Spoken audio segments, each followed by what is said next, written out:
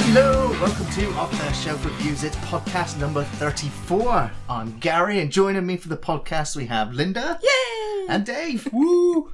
And of course today we're going to be catching up with the recent films and games we've been playing. In the second part of the podcast we're going to be discussing remakes and reboots. More specifically our top 5 worst reboots. It's come up as a question quite a few times in the podcast, so we actually put our heads together and come up with a list of the absolute worst, the biggest offenders. And of course in the third part of the podcast we'll be answering your questions live. Of course we do have some backup questions if you posted them on Facebook.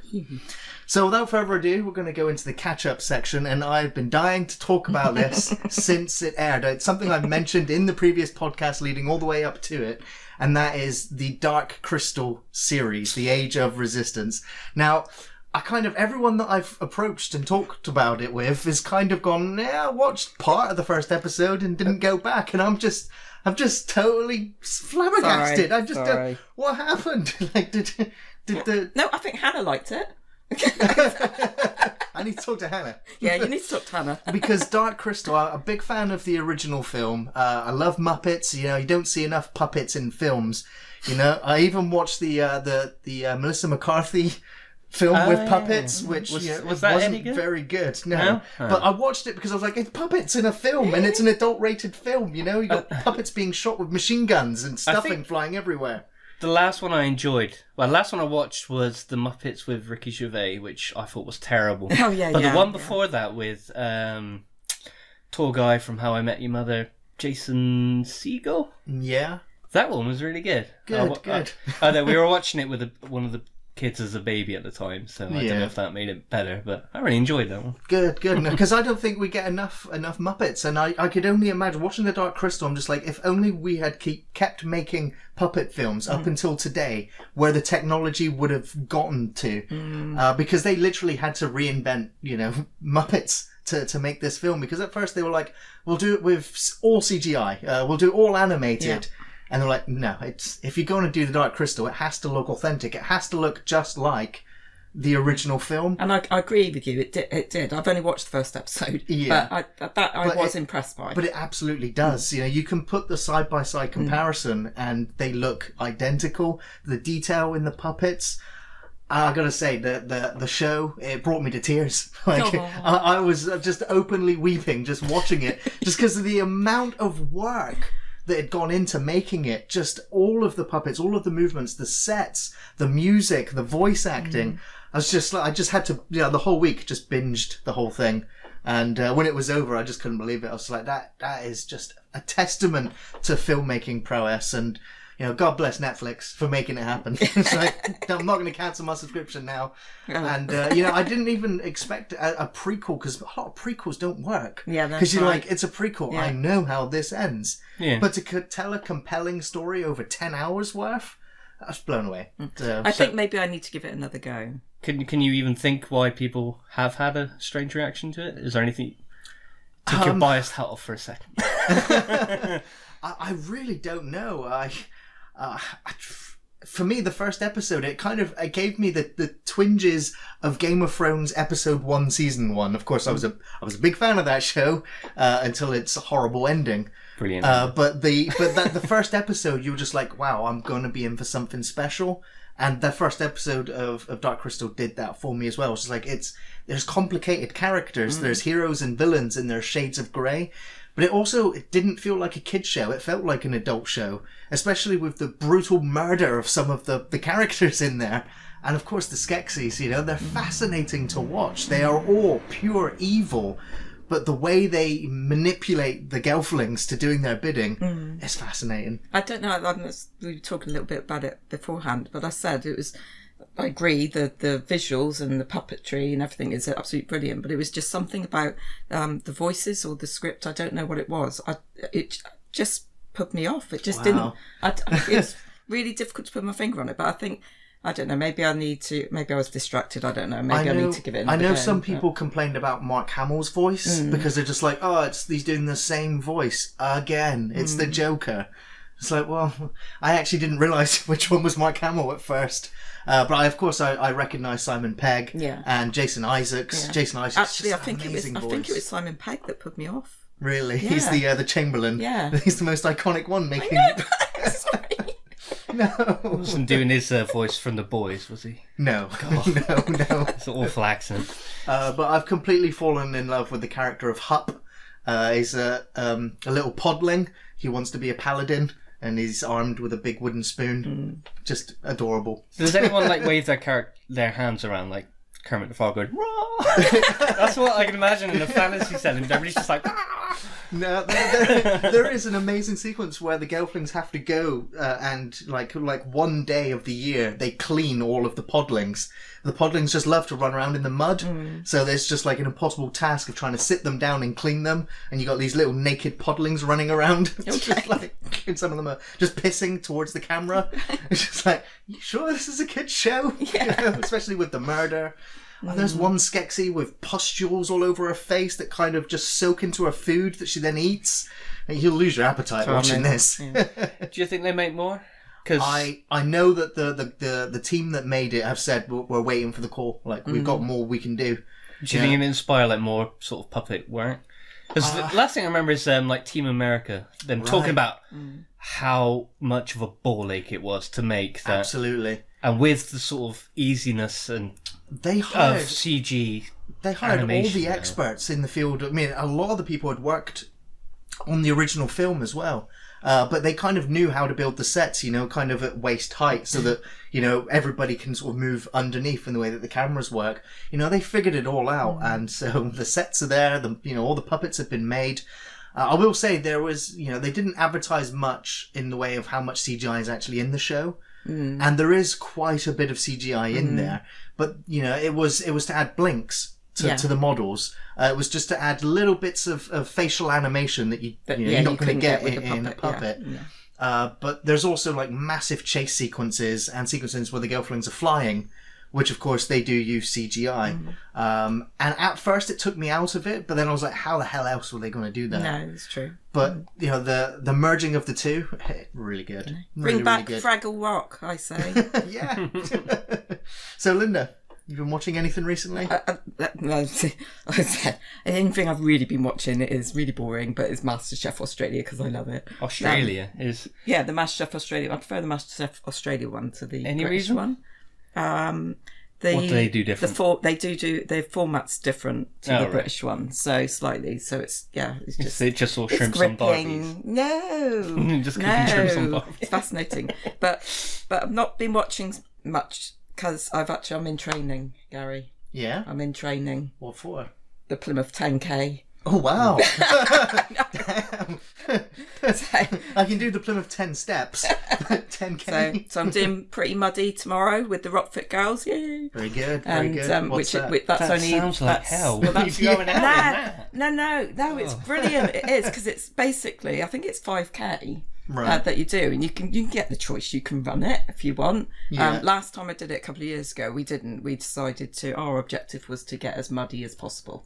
Fair enough, yeah. So it's brilliant. So you go round and kind of go around the course, and every now and again they throw in different things like the commando nets, like Obstacles, which you've got to climb under in the mud, obviously, because they work all that up to make it really muddy and stuff. Yeah, and there's all sorts of things. So there's even like at one point they like an inflatable kind of pit thing which they filled with mud.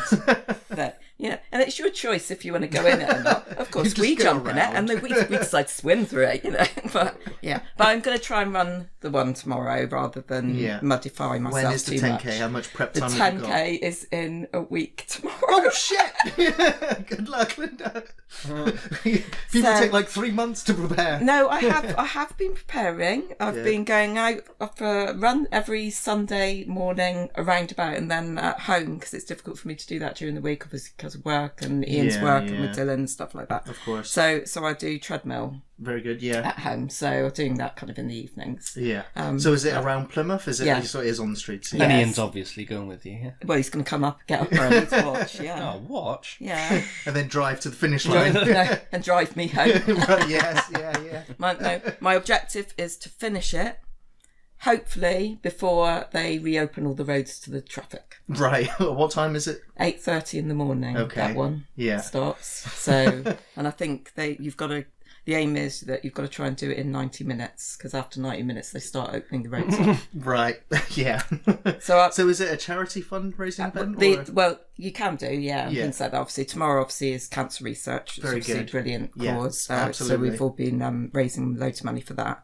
And and then obviously the Plymouth 10K one at the moment, I haven't done like a charity thing for it.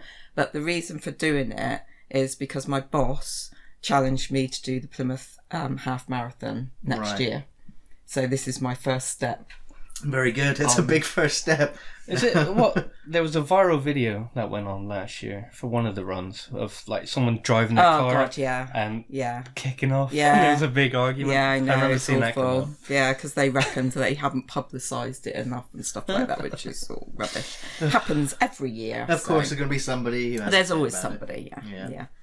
So that's where I've been consumed Very at good. the moment. No, it's a worthy cause. Yeah. And for fitness as well. I could learn a thing or two. So Dave, distract us, our audience. Well, basically, I've been playing Gears 5, but I've been trying to do it co-op, and me and my friend that do it can only do Monday mornings because we both work opposite shifts. So this week, I've blitzed a ton of movies. Very good. So I've finally caught up. First I watched was the new Spider-Man. very good. Yeah. Yeah, I enjoyed it. Yeah. I didn't like the first one. Which one that was Far From Homecoming. Home? Homecoming was the first one? Yeah, I didn't And really then Far enjoy From that Home's film, next. but this one actually surprised me quite a bit. Yeah. It was very funny. That's what I enjoyed. The only problem I had was like I kind of wanted to enjoy their school trip, but it was Right. it's The, like the teen drama. the teen drama. Like they're all out there, but it's kind of ignored. Like they're here, then they're there, then they're there, then they're there. And it's like That's because the plot needs to move them on. Yeah. yeah, and then Yeah. when he gave the glasses to Mysterio so fast, it's like Yeah, yeah. what? It was like, yeah, I'm too young for this responsibility. And Yeah, it's it's just like, but I enjoyed it. It was some cool fight scenes. yeah. Jake Gyllenhaal was really good. Yeah, a really yeah, good I thought he was Mysterio. good. Yeah, I don't. There's only one Jake Gyllenhaal film I think. Yeah, it's just my person. That was Jarhead. That's the only film of his that I've never really liked. But everything else Everything else he's done is is very good. good. I watched one where he was a ambulance chaser. That was a good film. Oh, is that? Is it the one where he No, was he was the a reporter? yeah. he was the He was basically causing stuff to take to happen, so he yeah. would be the first one on the scene That to was a good report it. film. Yeah, he it was messed very up good. in that film. Yeah. Second, I watched John Wick 3. Yeah. Have you watched it? Yes, I watched it in cinema. Oh, I Yeah. haven't seen it. I really liked it. I thought the first one was overrated. I thought the first one was fantastic. I didn't like the second one. Yeah, I didn't like- like the second one. Can you? I like the second one. And then the third one, I had very little expectations, but man, Did it that got make it me better? straight away. I really liked Halle Berry. She was I cool. love that sequence with the dogs. Yeah, that's what I mean. They varied The locations. the locations and the fight scenes, and they added new things like with the dogs or with people with the entire covered armor. Yes. Yeah. Yeah. And I just enjoyed it because I found in the first film a lot of it's like it was cool when he was just brutally shooting people in the face, but it was usually shoot, take down, shoot, take down. I was like, Okay. you keep showing it over and over again.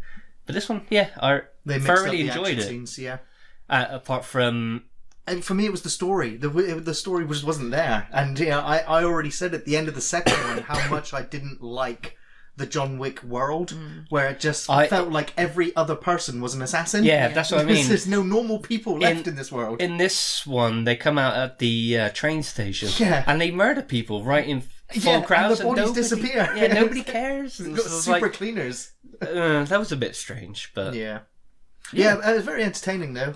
But I just felt a bit lackluster. But I half watched. Well, I watched the new Child's Play, but I was kind of doing other stuff at the same time. I was playing That's the game probably on my the best Vita, thing. looking at my phone, and had it Yeah. on the TV. sure, And I think that's why I didn't actually mind the film. because you weren't paying attention to I it. think so. You kind of looked up at the interesting bits. Yeah, I thought some of the gore was done pretty well. Yeah. Mark Hamill's voice was okay. Yeah, I can't I abide think- to the film at all because of how insulting I find it to Yeah. Don Mancini and to Brad Dourif and those that made and still continue the Child's Play or Chucky films, because they're not allowed to call them Child's Play because the film studio holds the rights, which is why the new one is Child's Play. And because Yeah, but I think that's probably because you do have more of a draw to the films. Like, I watched the 3 original ones when I was really young. Yeah. And then you lent me Bride of Chucky, and I really liked that film. I thought that film was fun. It was Donnie Yen, I think. Was that... No? No, the it was director. Ronnie Yu. That's it, yeah. Yeah. Then I watched Seed of Chucky, and that's when I stopped. Yeah. So, coming back to this one, it's been long enough time. Yeah. Pretty enjoying it. Yeah. Let me just... I remembered. I saw a film actually yesterday. Yeah. The new Aladdin. Oh, wow. Yeah. Didn't see it at the cinema. No. But yeah, I saw it yesterday. Was it good? And actually, I was pleasantly surprised. I put it on for my girls, and Ria loves that one song that's apparently not in the original. That's all I know, and she tells Alexa to... Sorry, anyone who has an Alexa.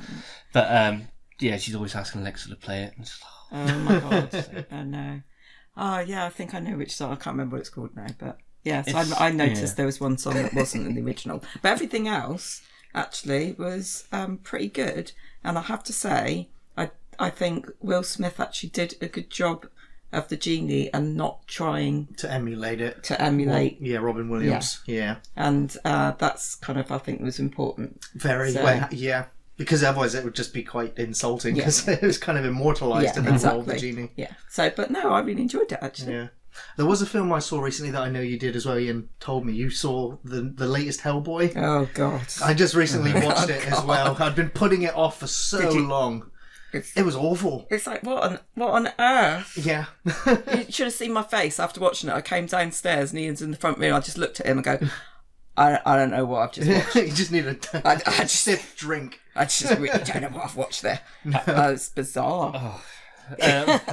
I didn't even go there. I mean, it went explicit on the gore. Like at the end, when there's these monsters going through downtown, and they're just, there's a scene where his legs are just poking down on people and picking them up, and they're impaled on his legs, screaming as it carries on walking down the street, impaling more people on its legs. Yeah. I'm just like, it's horrific, some of the gore. But the story and the storyline itself was abysmal. Reminds me of another film I watched, The Dead Don't Die. I haven't seen it yet. Ian went to see it. Ian really enjoyed it. I didn't get to see it in the cinema because it was only in there for like 2 days before they pulled it. Really? It's fucking awful. Art house films like that, and I mean, Jim Jarmusch's films tend to not do very well, especially in theatres, only at kind of art house and festival stuff.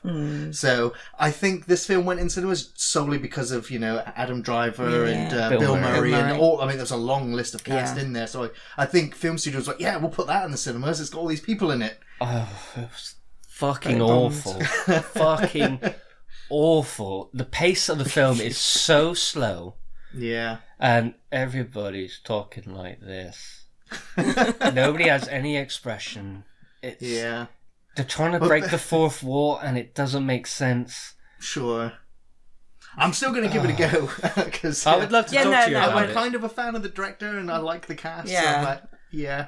So I'm like, Ian, I love The Dead Don't Die. You're an idiot, Ian. I think he's the only one. Yeah. No, someone else, Lungful. Kinda liked. Kinda Dead liked Don't Like. You're wrong. You're wrong. I watched a film we talked about last time I was on the show, Midsummer. Oh, right. That's the guy from... what's the other film he did? The Hereditary. Yeah. Yeah. Any good? I started off not liking it because it's a bunch of Americans that most of them are dickheads, absolute twats. And then they go to Sweden and it's kind of how I imagine a lot of Americans think of anywhere outside of America, where everybody's just weird but the film is dark and it's horrible. Okay. And it starts with the main female, her younger sister, I think it's younger sister, kills her parents, and the way she portrays her just fall and devastation, and so it's a psychological thriller, horror as well as being. It's hard to explain. You really have to watch it, but it goes. It's on my to watch list. Nasty ass places, but it's very, very, very good. And spoilers for Christmas, Linda. Ian's got it for you. And then yesterday I watched Hobbs and Shaw. Hobbs and Shaw. It's the recent offspring of Fast and Furious. Yeah. don't... Is this Jason Statham and The Rock, isn't it? Yeah, and they are fantastic in it. They are a great pair. Okay. Like, the jokes really work, the action's really good. I'm waiting for the butt now. I thought it was going to be a big butt because I knew Roman Reigns was in it. Really? Yeah, because he goes back to his like Samoan family. Okay. And He's like a distant cousin or something. Yeah, but he is so in the background. He comes in to do two of his crappiest wrestling moves that I hate. But apart from that, it's fine. But I think that's the new 80s action film. Right. Not as in it's the same, but that's what we have. I think in the sort of in the same vein of that's what we get. We get the dumb, big CG, big action set pieces, stupid one-liners. I think that we're never going to get back to the 80s action, but I think this is what our not our generation, but the millennial generations have. For sure, yeah. I like The Rock in his movies, and I like Jason Statham in his movies, but I look at Hobbs and Shaw and I'm just like, nah. I'd give it a go. There's some very clever action scenes that you wouldn't have seen before. It's probably cool. Okay, I might give it a go. But I heard you watched a really, really good film, Gary. Yeah. Now, I was anticipating this being awful just because there was no real publicity for it. I didn't realise until I saw it pop up. It's Doom Annihilation. Which, of course, it follows a group of UAC Marines as they respond to a distress call from a top-secret scientific base on Phobos, a Martian moon, only to discover it's been overrun by demons who threaten to create hell on Earth. This, I'm going to say, it is straight to DVD hell. Yeah, it occasionally rises up to the level of trash before sinking back down into an inferno of awfulness. The budget is so non-existent that these actors walk around barren sets with flat, plain lighting, where the only thing that looks like it actually has any texture that's tangible is the multicolored key cards. You know, the yellow key card, red key cards from the actual games. Yeah. There's no weight to any of the props. Like, she ends up picking up the BFG. She ends up underwater, because kind of swimming with it. You know, she gets out and you can hear the plastic just hit the side of the set as she gets up. And I'm like, there's no weight to anything. It is just awful. You know, all of the Marines look like they're dressed in an outfit ready to go paintballing. You know, it is really tacky. The zombies are the only monsters in the movie until the last 20 minutes. And then we get some fire-throwing imps from the game. That's it. You know, no Hell Knights, no cacodemons, no Revenants, no Mancubus. So is it all like action sort of, or is it, did they shoehorn a stupid story in there? It starts off with a teleportation going wrong. Then you have the Marines waking up from cryosleep on their ship, and you follow the lead female, and she goes and sits down with her crew, and you're just like, it's a poor man alien. It's a piss poor man's aliens, you know, where they're kind of bickering and back and forth thing. It's like, oh, we don't like our commander. So is this, because obviously they made a Doom film before. The Rock, The Rock, yes. I think it was one of his late first 90s, big films. early 2000s. Yeah, so this is... This has nothing to do with that one. Nothing to do with that one. Bethesda, I believe, or id Software actually disowned the film after I think they saw it and were like, nope, we're not putting anything to it. But when the film starts and the Universal logo comes up, I was like, okay then, there must be some money in this. No. 5 seconds in, I was just like, nope. Like, there's nothing special about it. I just don't see the point of doing it. 3/4 of the cast get killed off by zombies that have sharp nails. You know, the zombies are running and sprinting and wall running. It's so laughably bad, you know, and I can't believe I actually watched the whole thing. You know, I think I kind of took some sort of devilish delight in the awfulness of it. Like, you know, it's one of those, like, you could make it a guilty pleasure. It's, you know, it's so awful that it's kind of good. It is at that level that you know, when the credits were coming up, I was just like, well, I watched it all. Oh, fuck. Oh dear. But it was, you know, you look back at like the late 70s, the set of Alien, you know, just the corridors of the ship, how much detail. There's one shot of Alien has so much more going on than the whole of this film. I would honestly say that Doom Annihilation is the worst film I've seen this year. Do you think the sets, they were trying to make it look like the old game? Jesus, there's more going on in the original Doom game. Like, Actually, especially when you look at like the new Doom that's coming out, and then look at the visuals for this one, it's night and day. Yeah. It is abysmal. It really is. I'll Now- give that one a miss. Yeah. Put it on in the background, get really drunk and watch it, and you might just be able to laugh Just have at a its giggle. awfulness. Yeah. But speaking of Alien, obviously I've mentioned a few podcasts ago, after Alien Covenant, I kind of disowned Alien. Like they had the big anniversary, released Alien in 4K. They made a bunch of short films. They released a graphic novel, a mobile game, like all these things Alien, and I was just like, go fuck yourself. Did you not even try the game? No, I didn't want nothing to do with Alien. I didn't even watch the shorts. No, I was so butthurt as a fan of the franchise after Alien Covenant. I was like, I'm done with this franchise. Like, if I watch it, you're only going to upset me more. But as part of the celebration, they released a documentary called Memory, The Origins of Alien, All right. which their synopsis was that it's the untold origin story behind Ridley Scott's Alien, rooted in Greek and Egyptian mythologies and underground comics, the art of Francis Bacon, and the dark visions of Dan O'Bannon and H.R. Geiger. And it's a contemplation on the symbiotic collaborative process of movie making and the power of myth and our collective unconscious. You remembered that all in your head, didn't you? But it was so good. It made me fall in love with Alien all over again. Okay. And of course, I mean, Ridley Scott only has like 10 seconds in the whole documentary. Really? I was like, yeah, they interviewed him. It was like, done. Like, this is not about you, Ridley. This is about Dan O'Bannon and the original creators of this film. Like, Ridley, granted, he was the visionary that molded it all Yeah. together. But it was Dan O'Bannon who had the ideas. I mean, he had the idea way back before he went to film school. I mean, when he met up with John Carpenter, and John Carpenter was like, "Look, you've got this Alien thing. I'm going to go do my thing. I'm not going to do your thing. So we're not going to work together anymore." And so Dan, he went off, and and he kept mulling over and trying to get Alien to where it actually became. But even today, he doesn't get all the credit that he deserved from the mainstream. It all goes to Ridley Scott. And of course, Dan O'Bannon has, passed away several years ago now. So, Sad, isn't it? yeah, very. But if you get a chance and you love the Alien franchise, or as much as you used to, Memory Origins of Alien is really well done. How long is it?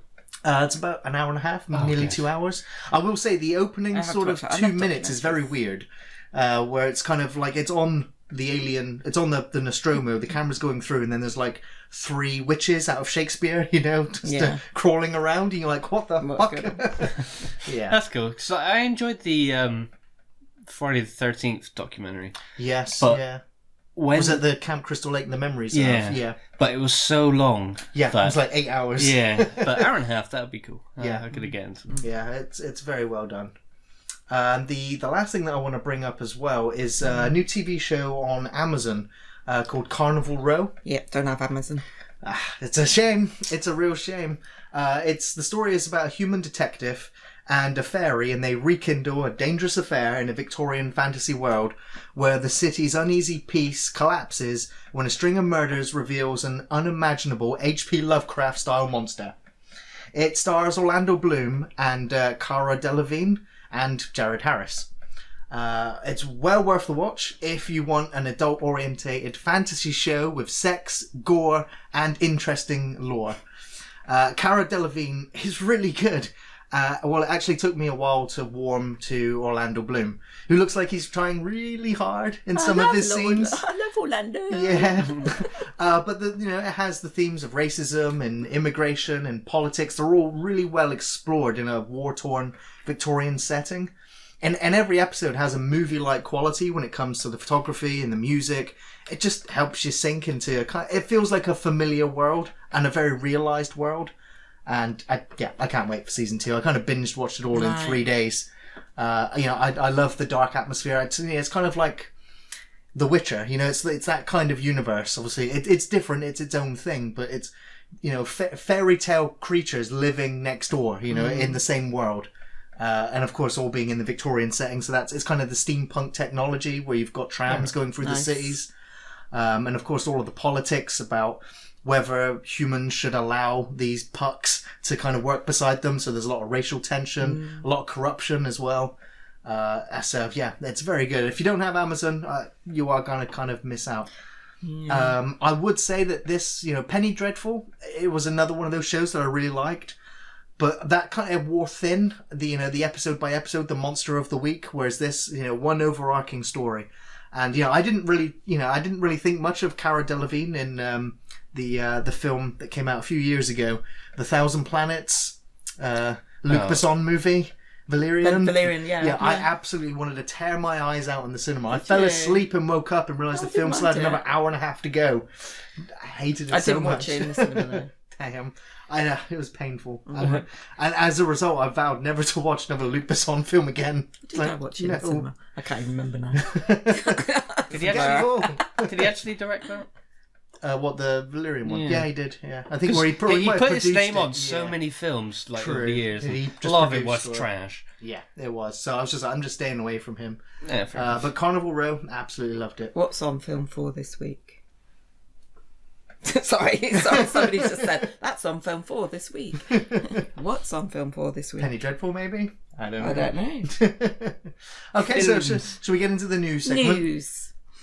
Okay, so unfortunately, as we kind of do, with the sad news to begin with, legendary actor Sid Haig passed away at the age of 80. A fantastic actor who gave many memorable performances, including Galaxy of Terror in 1981, House of a Thousand Corpses in 2003, and of course The Devil's Rejects in 2005. He often had minor roles in TV shows, starting in the 1960s with appearances on Batman and Star Trek. Batman? He had 2 episodes in Batman. I'm trying to remember the name of his character.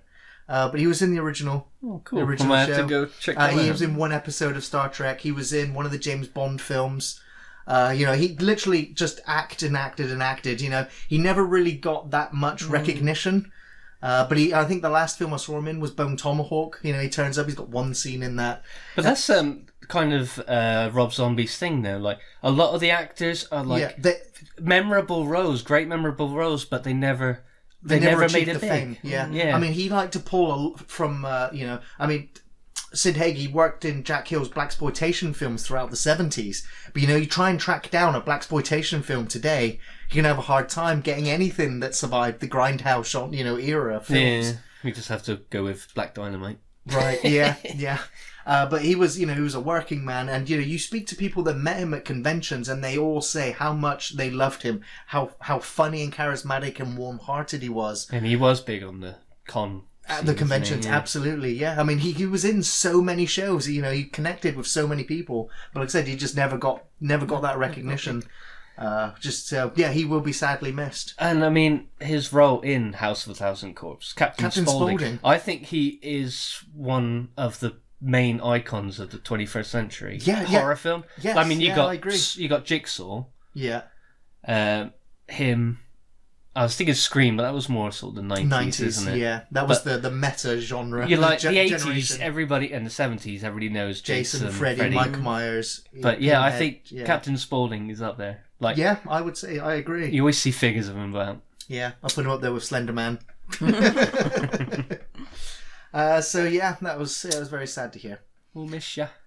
And the next bit of film news is not so much news. It's kind of so much as I wanted to talk to somebody else about Terminator.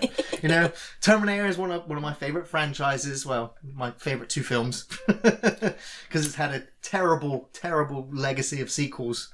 But Dark Fate is aiming yet again to be the first of a new trilogy. Oh, gosh. Now, every film since Terminator 2 has intended to be the beginning of a new trilogy, but they've done so terribly well that it just never happened. They all failed commercially and critically.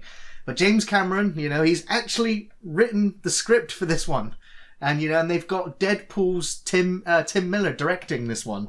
So I'm like, okay, there is potential here. That last trailer was really good. I really liked the last trailer they released. Yeah. The first one I watched and I was like, some of the CG looked a bit weird and ropey. But the last one, actually, was like, it reeled me in. I'm like, I'm ready to be let down again. Yeah, I mean, it's the fact that, when they were filming it, they were just like, look, we're going to make this an R-rated, but we're also going to film all of the scenes but we're going to make it PG as well. So like we'll take out all the swearing, and they got like a quarter of the way through filming and they were like, what the fuck is the point in this? Let's just make it the hard R 18 rated film we want to do. That's what I found with okay, from 3 it was always like, we're gonna recast everyone apart from Arnie, and Arnie's getting older every because time. Linda Hamilton didn't want to come back. Yeah, and it's just like, I don't want, like, there's been 3 different John Connors, isn't it? Or more if you include 4 alternate future ones. Yeah. And it's just like, I don't care, and you're sort of finding ways of retelling the story or sort of undoing the story before. Yeah. But then I saw Linda Hamilton, and she looks fucking badass. She does look badass. I love I've been Linda playing Hamilton. her in Gears. Right, yeah. I always choose her as a character. Yeah. I mean, it's sad to watch her get like chainsawed up and blown into bits. Yeah. But it's still badass. It still is badass. I mean, I've heard all the negative sort of opinions out there about it. They're like, oh, this new film is woke. Oh, it's female empowerment and it's social justice warriors and have they all seen that Terminator kind 2? of stuff that's going on. I'm just like, Linda Hamilton is the Hamilton's icon. She's one of badass. the most badass women in film history. And seeing her come back, I think you can thank in no small part Halloween and Jamie Lee Curtis's sort of comeback as Laurie Strode. And it's just like, women in their late 50s, early 60s can still cut it. And but for me, it's the story that I want. If we're going to have the same family, the Connor family, it's like Edward Furlong. He is John Connor, or he was until he became a meth head, crackhead, kind of criminal, whatever, a washed up hack. But he is still John Connor. Like every other actor that's played him since is like, he's still not Edward Furlong. Like, as terrible as he is as an actor. Like, I enjoy him in Terminator 2 and American History X. He's phenomenal. yeah, he's very good in that. Yeah. But then, like, a lot of actors that age, they just fall away. Yeah. I don't know whether it's due to the direction or the script or the environment on the set that got the performance out of him. Yeah. I'm excited to see Terminator Fate. I'm going to go in the cinemas to see it. When is it? It's the middle of October, I think. I'll wait to hear what you say. Yeah. So it's imminent. I don't know. Might have to go to the cinema for that one. Yeah, I've seen every Terminator barring the first 2 in theaters. So yeah. And this is kind of, it was almost news before they decided not to. But Sylvester Stallone is looking to actually make a sequel to Tango and Cash. He had success with the later sequels of Rocky, which the Creed films, very, very good. But of course Rambo has just come out and I've not seen it yet. It's not going down well, though. That's what I've heard. I've only just started hearing word today that it's not doing very well at all. Somebody said Last Blood? Rambo Last Blood. The last one was really good. I really enjoyed liked it. the Was last just one. Was it Rambo? Yeah, It was just called Rambo, yeah. wasn't it? Yeah. And so now Rambo Last Blood is... I don't know. The opinion on the street is that it's not good. I'm gonna go and see it myself soon, and I'll talk about it on the next podcast. So Tango and Cash 2, in an interview that Stallone did with Fandango, he said he would do Tango and Cash in a second, though it looks for now as though Kurt motherfucking Russell is not convinced it would work. And in his response to Stallone, he said, I don't know, Sly. There we were in our prime, and now we're in our unprime. So, I don't know. Kurt, you'll always be in your prime. And so apparently Stallone was like, Kurt, I'm telling you, you got to go in on this. But the two have apparently decided to maybe revisit the idea at a later date, which kind of just means Kurt Russell ain't going to do it. No. He don't want to do it. That's the thing with Stallone. Like, he has all his iconic series and movies, but the last couple of films, like standalone films, have not been good. No, I mean, he's think- still doing those Prison Break type movies. Yeah, and they're never that good. So I think he's just kind of like, He needs to move on. Retire. No, Which is the I same, want like, another Creed movie. he was an icon of the 80s. Yeah. His films But still I mean, hold up Arnie's and still are doing badass. it, so it's... But yeah, just have to wait and see, I guess. For sure, yeah. So in the next bit of film news, This there's is kind of exciting. a little bit more excitement This because is exciting. I'd washed my hands of this franchise too. Really? What did you think of the second one? We're talking about Jurassic World 3. Oh, yeah. We should really say what we're talking about. Yeah. And No, they can guess. last month, I kind of talked about the rumour of Sam Neill, Laura Dern and Jeff Goldblum returning to the franchise, and just a couple of days ago it was confirmed by writer-director Colin Trevorrow that they will be returning, and they won't just be cameos, but there'll be major roles in the story. That's what I was going to say. That's Is it going to just be exciting. like a 2-second cameo? No, with Jeff like Goldblum? Jeff Goldblum was in the last Yeah, one. Yeah, he said Yeah. that's not happening. They are fully fledged characters. It's about them. It's about their relationship. Like, why did Grant and Ellie separate between 1 and 3?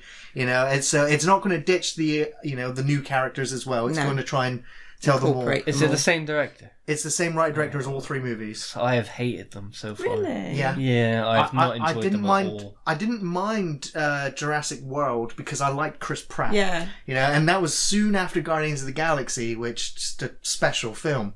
And so, I was kind of giving it the benefit of the doubt. You know, the updated special effects, the big dinosaur in the pool, the T-Rexes, the Velociraptors, and the Abdominus Rex, is it? Oh. Yeah. Yeah, I like dinosaurs, and I like know. watching dinosaurs eat people.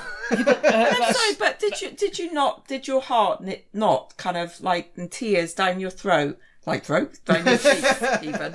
On your Swallow my own tears. Yes, swallow your own tears. When that poor giant dinosaur was yeah. left behind on the island. Yeah, but I was sat there in the theater going, "You manipulative fuckers!" Yeah. Like making this film. Like, I hate you. You're trying to, We took Dylan to see it, and he was like, he was in tears. Yeah, Yeah. yeah. That was where I cried because that was where the film died as well. Yeah, I don't know. Where did Yeah, it go after after that? after Was it that, When went he there was weird, acting yeah. like Jim Carrey when he was paralysed and trying to get away from the Yeah. lava, I was just like, "You're so close to the lava, you should have been burnt to a crisp Burnt up, already." yeah. I was like, "It is farcical." Like, it Even was the gas alone would have freaking it killed Killed them all. him. Yeah, Whereas all his clothes would have just gone ignited. was the fact that the Jeep managed to go up an invisible ramp to land on the boat. Yeah, It was it the was whole just so dinosaurs stupid. going around the haunted house type thing. Yeah, and It was awful. it was just like Truly awful. But I still watch it again and again. Sorry. I can enjoy. Sorry. I can just Yeah, enjoy yeah, a yeah. film with dinosaurs though.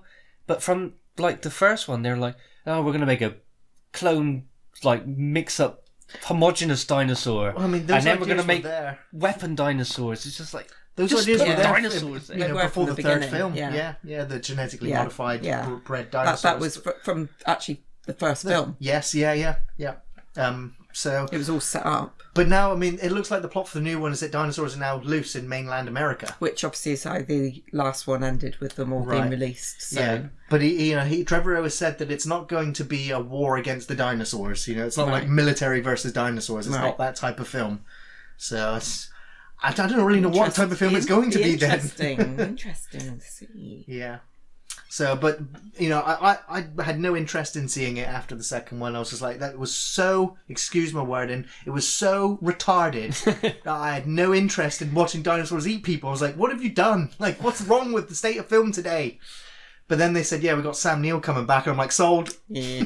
You're gonna bring back Grant, who Yeah. hallucinates talking velociraptors. Oh god, don't talk about that. That scene is so dumb. I know. But that It's first great. that first film is still The class, first sheer Jurassic Park class. is still amazing. Yeah. Still amazing. I'm still waiting for the time I could show my kids that, but they're such pansies. Aw. They're so scared of what I was They watching the are other day. still I young showed, though, Dave. I Come know, on. but I was trying to show them Pixels the other day because Oh, what do you want to do that for? Rio loves computer games. She loves. I just showed her the end part, but as soon as one thing came down to earth, Harley Quinn was just out of the room. It's like, oh come on, I want to show you better films, but you two are wusses. Oh. Yeah, they can be difficult to break people into horror movies once they're yeah. So we got some remake news for you. Is that Paramount Pictures is now looking to remake Face Off from 1997, of course directed by John Woo. They've hired Oren Uziel to write the script, with Neil Moritz set to produce. I'm not really a big fan of the original film Oh, anyway. fuck you, Gary. I'm really not. But the fact that they've hired the writer for the Cloverfield Paradox to do the new Face Off, I'm just like, forget it. I don't understand. Of all films, though, I'm not quite sure why they've decided to remake it. I think it can be an actor's thing, you know? It's like, which two actors do you get in and get them to ham up and overact? And But the original... It's still amazing. There's- Apart from, I recently watched it on the Blu-ray version. okay. And the strings and stuff are for the very fights. visible now. Yeah. Like, there's a part where Nick Cage is looking... No, it's a... One of them is looking down into the sort of warehouse, safe house they've got. Yeah. And he's just looking down and you can see wires attached Holding to them. them And up. Yeah, I just think, that's not cool. ooh. isn't it? See, But it's still a badass I film. like Nicolas Cage, but I think it was Con Air and Face Off. I was just like, nah, I'm like, they do nothing for me whatsoever. Gary, you don't like film. But people are like whoever, because obviously they haven't said who Who they've hired yet, yeah. So they will be compared against Travolta and Cage. Yeah, Oh, I mean, Nick some- Cage in that film, it's just, you can even get, there's so many gifs out there of Nick Cage. He's just Yeah. like, and he grabs the choir girl at the start. He's just like, he's so good in Could it. they actually get the two of them back? Would they? Oh. Who would you want to see in the remake? Nick Cage. Jason and Nick Statham Cage. in The Rock. It probably will be. Right. Apart, well, no, they changed their voices. It don't all they? depends how much money they've got, really, doesn't it? It does, yeah. Because the CGI work of the bodies, I don't know. That film is so Get two mental, people that are though. similar. Especially for John Woo. Just Right. like the premise, and like they start off in that prison with like the stupid magnet boots and stuff. It's so dumb. It's been a while since I've seen it. I don't know if I ever want to revisit it. But of course, it's on the remake slate, and we've got even more remake news for you. This is weird. And this is the one that, you know, whenever they say they're going to remake something that I actually really love, you always just kind of You kind of take a deep breath, take a don't deep you? breath. Battlestar Galactica is now being considered for the remake treatment again. Now, ever since the NBC Universal show ended with the Ronald D. Moore kind of run, which was the third iteration of the show, because you had the original Battlestar Galactica, Yeah. then you had Battlestar Galactica 1980, then you had the Ronald D. Moore Battlestar Galactica, and ever since that wrapped up, Universal have been looking at doing movies. At one point, J.J. Abrams was going to be doing the next movie. The guy who made the X-Men movies, he was going to be doing a Battlestar movie, but then it kind of went away.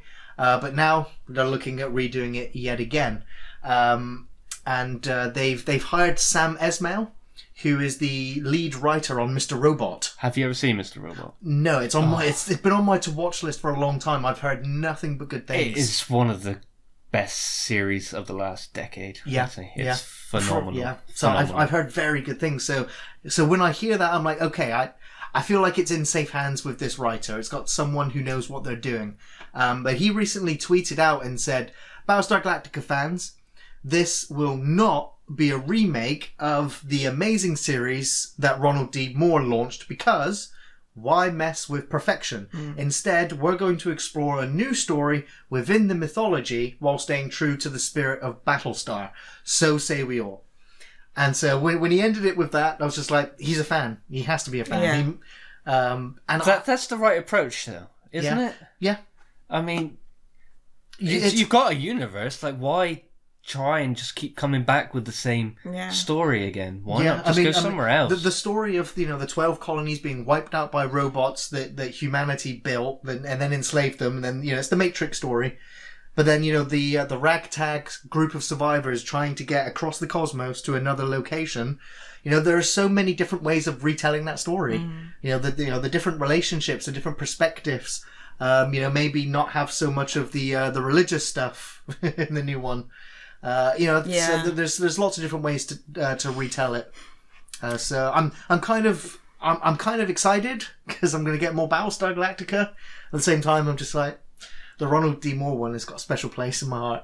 So And Linda's. yeah. So in the next bit of news, again, NBC Universal. Saved by the Bell is getting a continuation series. Why? Why? Mario Lopez and Elizabeth Berkley have been signed on and cast to reprise their roles as That's AC Slater, and Jesse Spano. Of course, no one's seen Elizabeth Berkley since Showgirls. No, she was in CSI, I think, or something. My wife watches all that trash TV. Right. I think she was in one of those crime series. I came home one night and she was watching. I was like, "It's Jessie." Like, what the hell are you talking about? The last time I saw Mario Lopez was on that baking program in America. Oh, what was it? The Cake Boss. Right. And they were making his wedding cake, I think. Wow. He's on like in Mexico, and they had to transport it all the way to Mexico or something. It was like I think ridiculous. it's like the main host of like E! Or one of those like celebrity channels. I've never seen any of the cast of Saved by the Bell outside of that show. Never really popped up in anything, or I've not recognised them. Mark Paul was in that lawyer series with the guy from Road Trip in it. Something in Bash. Franklin and Bash. Never watched it. I was interested because Zach Morris was in it. Right. Well, the actor who played Zach Morris, which is Mark Paul Gosselaar, he's not signed on yet to come back. He'll come. If you look at the story, the story resolves around Zach Morris is getting into hot water because he's now the governor, and he's closing too many low-income schools. And the proposals that he makes affect the students that then get sent to the highest performing schools in the state, including Bayside High. And so with the influx of new students, it gives the overprivileged Bayside kids a much needed and hilarious dose of reality. So for me, for those of you that grew up in the 90s, this is a revival of sorts, but I don't know if it's really going to capture what Cobra Kai did for Karate Kid. But I mean, every school holiday, Saved by the Bell was on. Yeah. Every day. Yeah. Every day, yeah. It was a sign you're on holiday. Saved by the Bell was on. Yeah. I still love Saved by the Bell. I think I said last time I watched the wedding film on my the night before my wedding. I was an adult when it was on originally, and I still watched it. I recently it took me years because I could never find the new class. Because they came back with a new series. Yeah, they did. Screech was was a teacher or the headmaster? He was like Mr. Belding's assistant. That's right. Yeah, that's right. I got it finally, and I watched 1 or 2 episodes, and then but I couldn't do it. Didn't he get the actor who played Screech? Didn't he end up in trouble? The police tried to he kill did a porno. Someone. He stabbed somebody. Then he did a wrestling reality TV show. Apparently, he was bullied and kind of phased out of the group, like behind the scenes. Yeah, there was the unauthorized film. It was basically telling the story of the behind the scenes. Yeah. I don't. But the rest of the cast were like, "Nah, this didn't happen." So. Yeah, I think he's just kind of made it up to kind of get him some publicity. Yeah. I don't know. I saw the mugshots. His police mugshots. But look pretty rough. I quite enjoyed Girl Meets World. Yeah. It was like the follow up to Boy Meets World.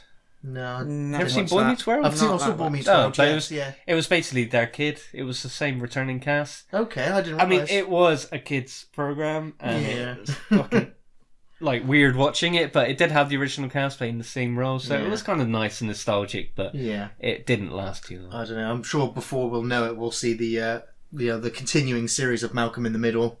It's only a matter of time. That show still holds up. Me and my wife watched it a few years ago. Yeah. I actually caught a couple of episodes not too long ago. Still fun. Yeah. Now here's some odd news that I'm not sure if those of you in America might know of. Wurzel Gummidge. Wurzel Gummidge is set to return. I used to love the show. My dad used to sit me and my brother down to watch good old Wurzel Gummidge. I can picture it, but I don't really remember it. I think I was maybe a bit too young. Yeah. I kind of remember it being on. He had different heads. He could change his head for different occasions. Yeah. It was always, of course, and he was in love with Aunt Sally. Yeah. Played by John Pertwee, who's the voice of Super Ted, that animated cartoon. Yeah. But he was also the third Doctor from Doctor Who. Brilliant. Yeah. But Wurzel Gummidge, if you're not sure, he is a scarecrow who comes to life. But Michael Palin has just been cast along with Zoe Wanamaker in the new. They've got 2 sort of 1-hour specials that are coming out this Christmas, with the potential to make more if this does well enough. Yeah. So it was Russell Gummidge, Yeah. The Wombles, Wombles and Crop Bags. Yeah. Right. It was all yeah. around the same sort of Yeah, time. yeah. The sort of- Yeah. It's hard Very to late remember. 70s, early 80s Yeah. TV. Yeah. So I'm just kind of happy to. It's got a small comeback. For I'm Wurzel. guessing that is more for the adults though, because I don't think it. Well, that's the thing. They the producers said that it was intended to be a kid show, but they realised that the largest percentage of their audience was adults. Yeah, that's what I mean. I, So they're like, well, I don't see my kids giving 2 shits No. about. no, Whereas no. I mean, I'm sure most kids don't even know what a scarecrow is anymore. no. No. So the last bit of film news for us is, and this is what we talked about in the last podcast, and it was the battle between Disney and Sony, and the battle of Spider-Man. But now Spider-Man is back with the MCU after Sony and Disney have had their very public financial dispute over the profits and ownership resolved. And the new deal has been made, which will have us a 3rd movie in the Spider-Man franchise within the MCU, as well as an unnamed future probable Avengers film. And of course, there was much rejoicing from the You fans. could almost have bet this was going to happen, though. I don't know whether this was just all fake. You know, both of them had already had their deal, and like, let's just have a very public I wouldn't say falling out to drum up Yeah, publicity. I don't think it was fake, but I think they definitely did it publicly to get On their way. purpose. Yeah. Yeah. Yeah. And I think, something bad behind the scenes went on. I don't know. It's still, the fans are happy. They got Spider-Man interacting with the Marvel Yeah, I characters. mean, Tom nobody was Holland's coming out back. of that good No. as the good guys. So I mean, Venom sat over there going, is Spider-Man going to turn up? Is Spider-Man going to... Apparently it's still I going to happen. I eventually So, did get yeah. around to watching Venom. Yeah, and... Yeah, It's- it's usually mixed to bad. There's- There's never really any good. there's a good film in there somewhere. Somewhere. It's just buried in Yeah. a lot of Mediocrity. shitness. Yeah. Yeah. Mediocre. Yeah, absolutely. I mean, That's the word. There's some very strange decisions in that film, yeah, but still. But before we move into the second segment, we've got some trailers. Only the one trailer this time, actually. because Gary wouldn't let me talk about the new Adam Sandler film. And I suggested Frozen 2, but he... You know what? I'm going to talk about. I'm going to talk about El Camino, the Breaking Bad movie. And if you guys want to talk about Adam Sandler and Frozen 2, I'm going to take a break. But yeah, El Camino, the Breaking Bad movie, is coming out on October 11th. It's coming to Netflix and to some selected theaters. So I'm not really sure how widespread, a film release it's going to be. But the trailer doesn't give much away, just like there's been no real script leaks or plot leaks whatsoever. It's been, a well-kept secret. But the trailer kind of shows us Jesse Pinkman. He returns to his old friends, Skinny Pete and Badger, sometime after the events of the final season of Breaking Bad, where he looks like he's in pretty bad shape, and we can tell that he's kind of a wanted man. It also reveals the fate of Walter White in that trailer. Yes and no. Well, it says the police report says 9 bodies found, and there were I think it's 8 bodies, 8. yeah, and there was 7 gang No, members. I thought he said 9, and there were 8 gang members. Well, either which way, the numbers add up Yeah. to Walter White's body being pulled out. Although everyone's kind of speculating at the end that it's Walter White in the trailer. But, no, I don't think so. I don't think they need him. I don't think they I need think him. they ended his story really well. Yeah. And Better Call Saul is so good. Yes, it is. I have complete faith. Absolutely, yeah. I don't think they'll let me down. No, I don't think they will. I hope... I want to see Saul Goodman turn up in El Camino. But we'll see. Yeah. But, I mean, my parents have awful taste in TV. Oh, dear. But I told them to watch Breaking Bad, and even they loved it. I think Excellent. it's just such a great written show. It is, And yeah. so well made. It is. I've rewatched Breaking Bad through a few times, and the only scenes that I skip now when I rewatch it is all the scenes with his wife. Skylar. Skylar, I don't like Skylar. I mean, there's some, first time watching it through, it was fine, but the whole of her kind of like getting behind him and going, actually, you're a drug dealer, you're making all this money, you're a powerful man, and then her going, actually, I don't like it, and I want to tell the police, and the whole breakdown stuff was just like... Yeah, there was the breakdown, and then there was her cheating. And she and then had her some sister very strange shoplifting. Yeah, there was some very strange character. It just wasn't exciting as the drug lord kind of rising, Scarface style to the top. Hell yeah. The family drama stuff, just but no, if you guys want to talk about Adam Sandler, and somebody actually put Brinsley said that he reckons that the new Sandler movie actually looks good. The news story was this film is the highest rated film on Rotten Tomatoes for 2019. Is the film actually out? Is it? No. It's it's about to come out. I think because it did so well in all the pre-screens, pre-screens and award festivals. There we go. That's the word. Festivals. Well, the trailer looks good. This is not an Adam Sandler movie. Oh no, it's a film where he is in. So so there is a big difference there, because there are a few films that he is just an actor in, and he's not goofing off.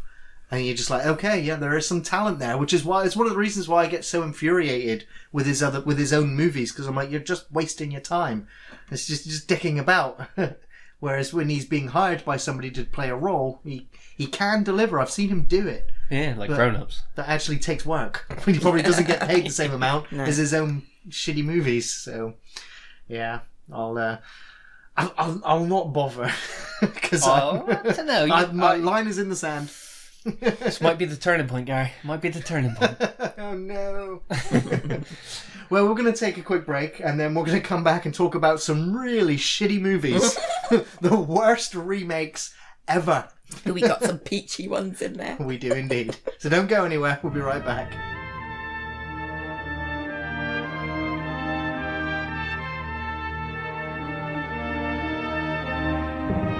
And welcome back, everybody, to the second part of the podcast, where we're going to be looking at our top 5 worst movie remakes and our top 5 best movie remakes. Now, there's a lot of films to go over, so I'm just gonna reel off my honourable shit list. So this is not your actual... This is not my actual top 5. Worst... top 5. These are ones up there. These are the ones that I had a pool of all of the shitty remakes, and I was just like, once I've got the pool of them, I can be like, yes, that one, that one, and that one. Yeah. So these are the ones that didn't make the list. And so we've got Poltergeist 2015, that starred Sam Rockwell. The Wolfman 2010 with Benicio del Toro and Emily Blunt. The Day the Earth Stood Still in 2008 with Keanu Reeves. Conan the Barbarian 2011 with Jason Momoa. The Mummy 2017 with Tom Cruise. The Hitcher 2007 with Sean Bean. The Grudge 2004 with Sarah Michelle Gellar. Child's Play 2019 with Mark Hamill. Day of the Frickin' Dead, the 2008 one with Ving Rhames. Clash of the Titans 2010 with Sam Worthington. Psycho, the 1998 Gus Van Sant remake, the 1960 classic Alfred Hitchcock Psycho, and we have Point Break 2015, the remake of the Catherine Bigelow film. Those are my honourable shit list. Yeah, no. So, how should we do this? Should we do our fifth ones one after another, then our fourths, to go from there? Well, interesting actually, because your fifth one's kind of my fifth one. Really? Okay, so we'll start with my fifth one, which is a tied position, and it's because they are both remakes of the same director. Paul Verhoeven's classics RoboCop and Total Recall. Yeah, RoboCop's on mine too. Wow. Total Recall's mine. Yeah. Now, RoboCop original came out in 1987, and Total Recall just a few years after, 1990. Len Wiseman really was not up to the task of remaking Total Recall. It just lacked any excitement, the mystery, and it didn't even have Mars. See, Right? Yeah. I thought that film could have been a boring, generic sci-fi film if they changed the name. Yeah. If they didn't call it hadn't Total called Recall, it Total Recall, it would have just been Memory Loss, the movie. Yeah. I actually tried to watch it. I've tried to watch it all the way through several times and never get there. No. I don't think I've actually got to the I think, yeah, the RoboCop I watched in one whole go, but yeah, Total Recall I think I watched in two halves. I watched it straight through. I think I can only remember the elevator. Isn't it when it goes down and it flips? To get to the That is other actually where side I of stopped before I carried on again. That's all I can remember. Did from it that have film. Kate Beckinsale in it? Was she in it? Because Len Wiseman married her after the Underworld Yeah, films. you know, I think you're Then right. probably. Yeah. But, yeah, it was just It's just generic. Like, It really was. There was nothing stand out about it. It Just felt like meh. same as the RoboCop movie. They were both PG safe movies. It was like, let's go for as broad an appeal as we can to get as many people in the theater. yeah, she's the evil wife. When you think RoboCop, what do you think? See, I think 80s. I think satire, Right? extreme violence, Yeah. Yeah, It's a obscene stylistic language, look. Yeah. Yeah. and they missed all of it. Completely. Yeah, it was. I cannot remember a single. I take it back. I remember one sequence from the remake, and that is when the machine comes away, and you see there's just a head and just some organs. And the whole of his body's missing. yeah. I was like, that was scary. Do you know what? I've only just realised, because I'm sat here thinking, have I even watched the remake of RoboCop? And then you talk about that thing. Oh yeah, I did watch it. As nothing Michael else Keaton, the bad guy in it. Yeah, I think Yeah, I he think might he have been. is. Yeah, because I remember And even Samuel he seems Jackson was in bored. it. Gary Yeah. Oldman was in it. Yeah. But the original one, you remember Murphy's death. You remember the gang members. You remember all the Emil gang members. walking out of the sludge. All the gang Ed members were 209, brilliant. Kenny Like, being blasted. Clarence Boddicker is a fucking badass. Yeah. He's so good and Right. so iconic. The lines you can remember, like Yeah. all the gore scenes. Like, Bob Mortimer made a mistake. Now it's time to erase that mistake. me and Ian will quote this movie back and forth whenever someone brings it up. It's just a line of quotes back Yeah. and forth. Is Brinsley being serious? I don't think he is. If anyone calls the RoboCop remake a masterpiece, they have lost all taste in cinema. But Yeah. my dad showed it to me when I was about 8, Yeah. and he really shouldn't have. No. But I love that film from that point. But it's probably my favourite film of the 80s. Yeah, that RoboCop. I just from the way he moves, the way he pulls his gun out, Yeah. the way the gun sounds, it's so cool. I can't remember anything about the film. The remake. The No, remake, no. yeah. Just And little again, His snippets. suit looks shit. It does, and I mean, obviously, RoboCop is due to be remade yet again, or it's supposed to be a sequel to the first two films. And whether they capture the style, but they've said that they're bringing back the original suit for the next RoboCop film, even though it's going to be a new actor in the role. But I can only imagine that they can make it more comfortable now, and that it shouldn't take 6 to 8 hours to get the actor in it anymore. Yeah. Hopefully. But there's so much you could do with it. Like bringing it into like the 2010s. It's like use the satire of our time to sort of do something interesting, really clever with it. But it was just a generic man gets Political turned into corruption, a robot. Crime on the streets. Yeah. So I mean, and again with Total Recall, you replaced Arnie, Arnold Schwarzenegger with Colin Farrell. He was, and he would go on to star in another shitty remake of Fright Night. Just, I think that was the last film I ever saw that actor in as well. Yeah. Terrible choices. So that was my number 5. Did you say that was your number 5 as well? That was Total Recall was my number 5. My 5 is The Departed. The Departed. Wow, really is worst. It's my least. Well, yeah, you're it's number 5. Number 5. It's not my number 1, but Not my number 1 yet. Wow. I loved Infernal Affairs. Yeah, Internal. Is it Internal Affairs? Infernal. Infernal. It's a play on words. Yeah. It was on like Channel 4 late one night. It came out really fast over here. It won tons of awards in Hong Kong for writing, screenplay, acting, and the story was great. The acting was great. It was so well put together, and it got a quick DVD release over here, sort of buried, and then The Departed came out. And I really liked The Departed. they just took it. They put in they made the characters all freaking stupid and over the top. They filled it with a swear word a second. And they condensed characters. They condensed the 3 Infernal Affairs film into one, and it just... No. It just... Oh. To be honest, I only ever saw it the once, and once it came out on DVD, but I just remember Jack Nicholson just being very, very good in it. Maybe I need to revisit it, but I definitely wouldn't put it on my worst list, so it's interesting. But Infernal Affairs is such a special film to me that it's just... Why is that one so good? It's just really well made. Sure. Like, if you're coming from The Departed, it's probably going to take some of the twists and stuff out of it for you because you'll know what's coming up. But it's such a well-made film. The soundtrack's brilliant.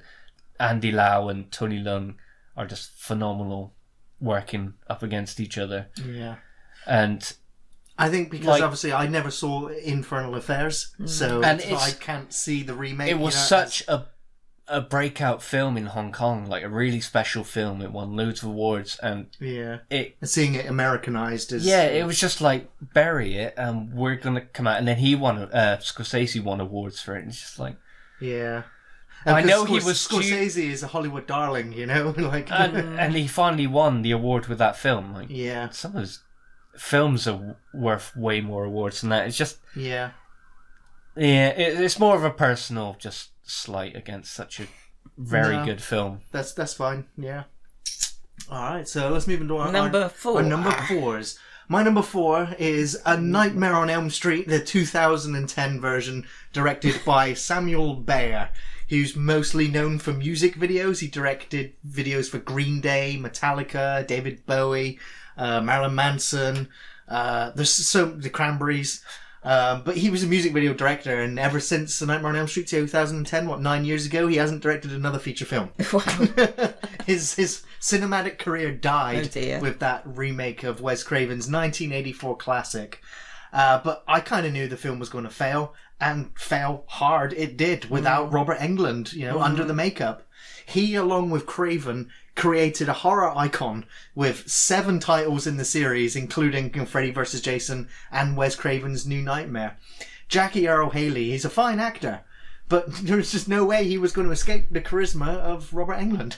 I think the studio knew this, and I think that's why they decided to push the child sex abuser angle really hard to try and return the character to his more monster roots. But for me, it really didn't work. They played with the concept of dreaming and nightmares really loosely. I liked how how tired the teens became, so that they would have like micro naps, so that Freddy would kind of flash up on screen as he was getting closer to them. But I really wanted to see a real nightmarish landscape. How imaginative you can use your actual nightmares that Freddy can manipulate and play with, and they just didn't do it. It was the same old boiler room schlock. Right. It just wasn't scary. That's one of those films, I think, it's based on something with such a great idea that it would have been better if they called it something different and put inspired by Nightmare on Elm Street. Yeah. And then they could have done something, they could have gone further with it. It wouldn't sell. Yeah, they're selling Freddy Krueger. Yeah. But that didn't work though. I can't remember I've seen the film. They recreated the image of Freddy coming through the wall with the crucifix above. They recreated the glove coming out of the bathtub. Did it have the really long arms coming down? No, they didn't do that bit.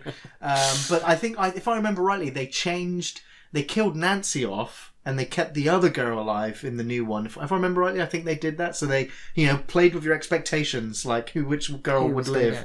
But yeah, it just didn't work. The makeup didn't look right. Freddy had no charisma. He was, you just hated him because he was, the child fiddler. And even though the original Freddy had that, they kind of played it down, and you ended up rooting for this child molester in a weird way. But that's a mistake, isn't it? It's because Freddy is such an iconic image that to mess with that is causing that's instantly doomed, isn't it? Like, Jason Voorhees and Michael Myers, you can get away with putting anybody in that mask because it's somebody in a mask. You just need someone big. But, you know, Candyman, you can't replace him. Pinhead, you really can't replace Doug Bradley, and you sure as shit can't replace Freddy Krueger. No. And I think it's interesting that Robert Englund's actually said that he's more than happy to, you know, to put on the glove and the fedora a couple more times before he's too old to get off the sofa. He said he's getting old now, but he's still willing to do it because he knows there's still a demand for it, and he's still able to do it. I met him a few years ago. Yeah. He's a super nice guy, and he's still energetic, he's still full of life, and he willing actually to had nice play things to say about Sid Haig because he got you know, career advice from Sid Haig back in the day. But yeah, Robert Englund is class act. So replacing him, it's not going to work. Yeah. So that was my number 4. That was your number 4. My number 4 was The Mummy. The Mummy, the Tom Cruise version. Tom Cruise version of The Mummy. I'd never watched it. I heard so much bad things from it. I never made it to the end. Didn't you? I didn't make it to the end. I think end. after the plane crash sequence, or when they got to the city, it seems crazy with a Tom Cruise film. Yeah. I like Tom Cruise films. I do. I like Tom Cruise. I like his films. He's usually so involved and is usually the pushing force in the film that I'm surprised he even let this come out. No, I know. But I think it is because I love the original Mummy films with Brendan Fraser. Is amazing. And and love like all of those ones. So and this one is just not a patch on those. But it's not even. You know that they totally changed the storyline of it. Obviously, it lacked any kind of sense of adventure. Yeah, or any, and they tried to bring in obviously at the end with Jekyll Hyde.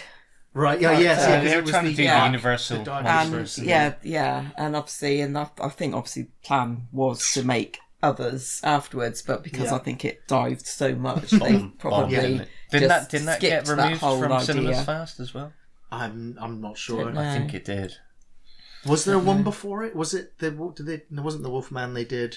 Was it a Dracula one? It was the Wolfman. No. I think it might have been because the last Wolfman film I remember was the 2010 one. Yeah, so I don't know.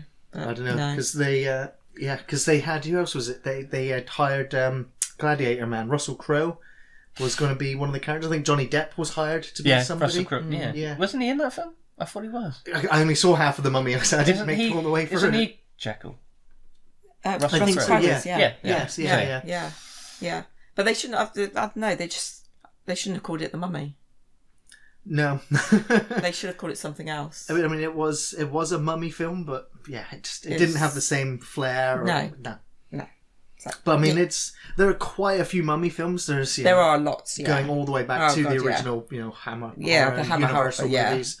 So, yeah, the real shame. Never mind. What was your number 4? Carrie. Yeah, and there's been quite a few Carries as well, isn't there? This is the newest one with Hit Girl in it. Right, I've not seen this one. It came out a few years ago, and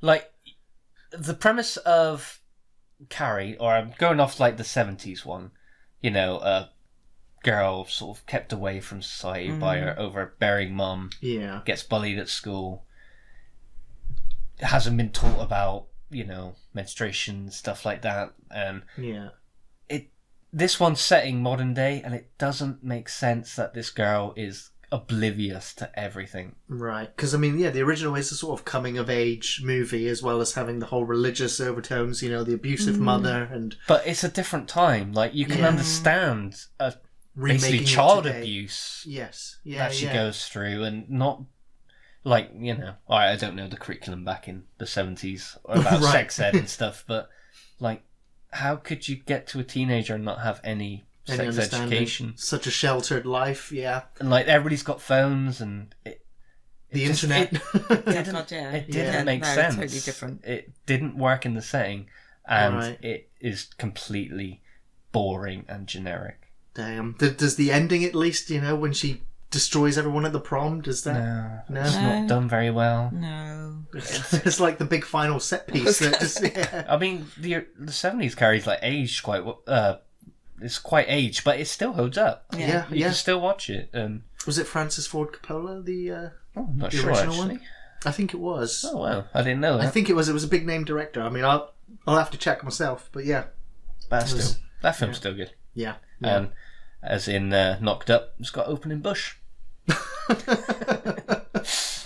I'm going to move on to Number three. Brian De Interesting. Palma. That's it. Brian De Palma directed Carrie. You've got the same number 3 as me. Really? Yeah. Wow. It's The Planet of the Apes from 2001. I have still never watched this Have you film. not? This was the beginning of Tim Burton's kind of remake saga, where he directed this, then Alice in Wonderland and Charlie and the Chocolate Factory.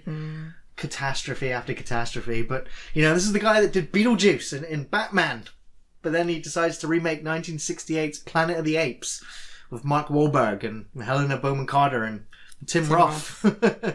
And the original, it has such a huge reputation that even 20th Century Fox executives, they got nervous and they almost changed the title to The Visitor because they didn't want to call it Planet of the Apes.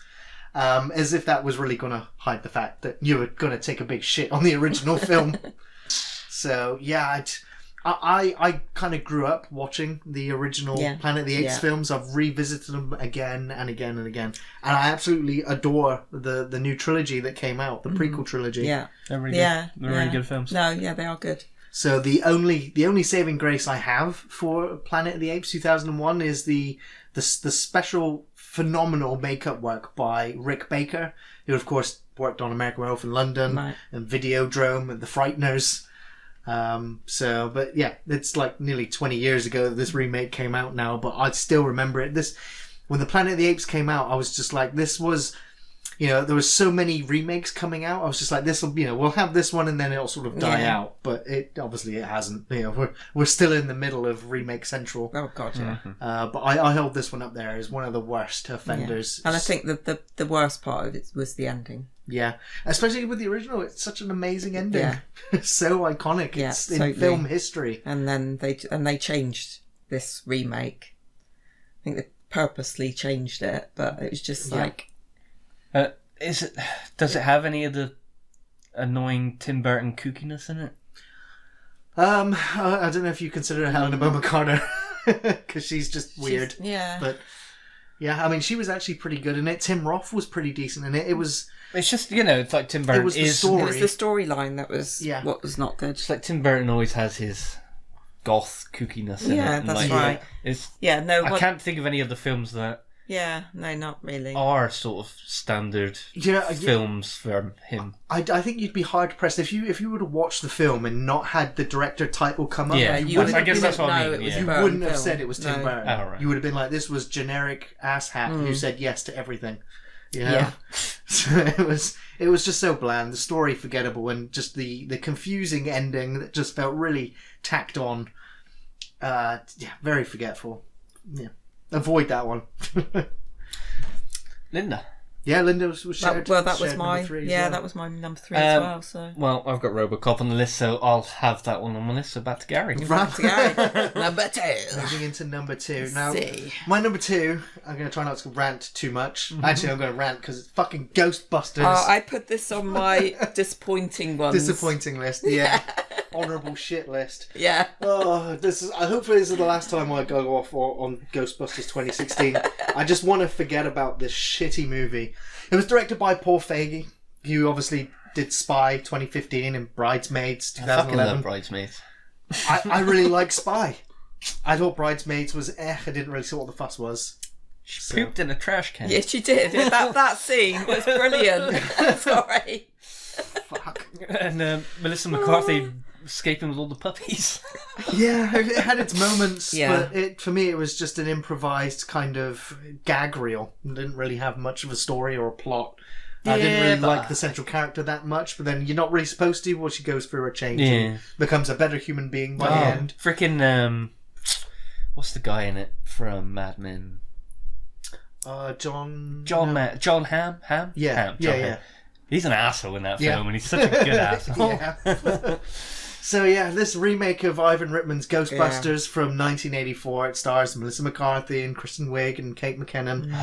And just that, like when it was announced, that cast, I thought it's funny, and then the news was like, Bill Murray's in it, and Dan Aykroyd's in it, and...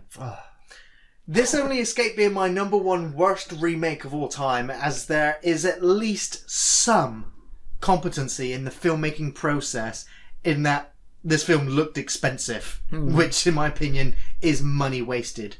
I know this film has its fans, and I really hate to insult your tastes if you do like the new Ghostbusters film, but I can't help but see this on the same level as the Adam Sandler Drek.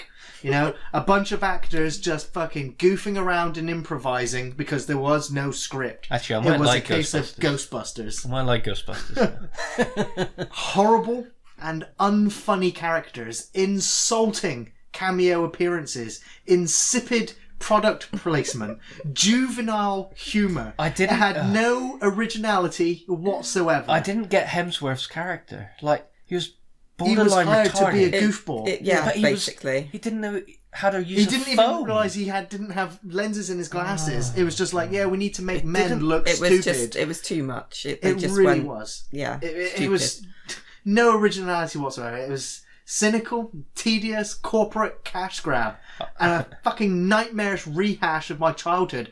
I really fucking hate it. I really do. I'm like, I grew up watching Ghostbusters and Ghostbusters 2.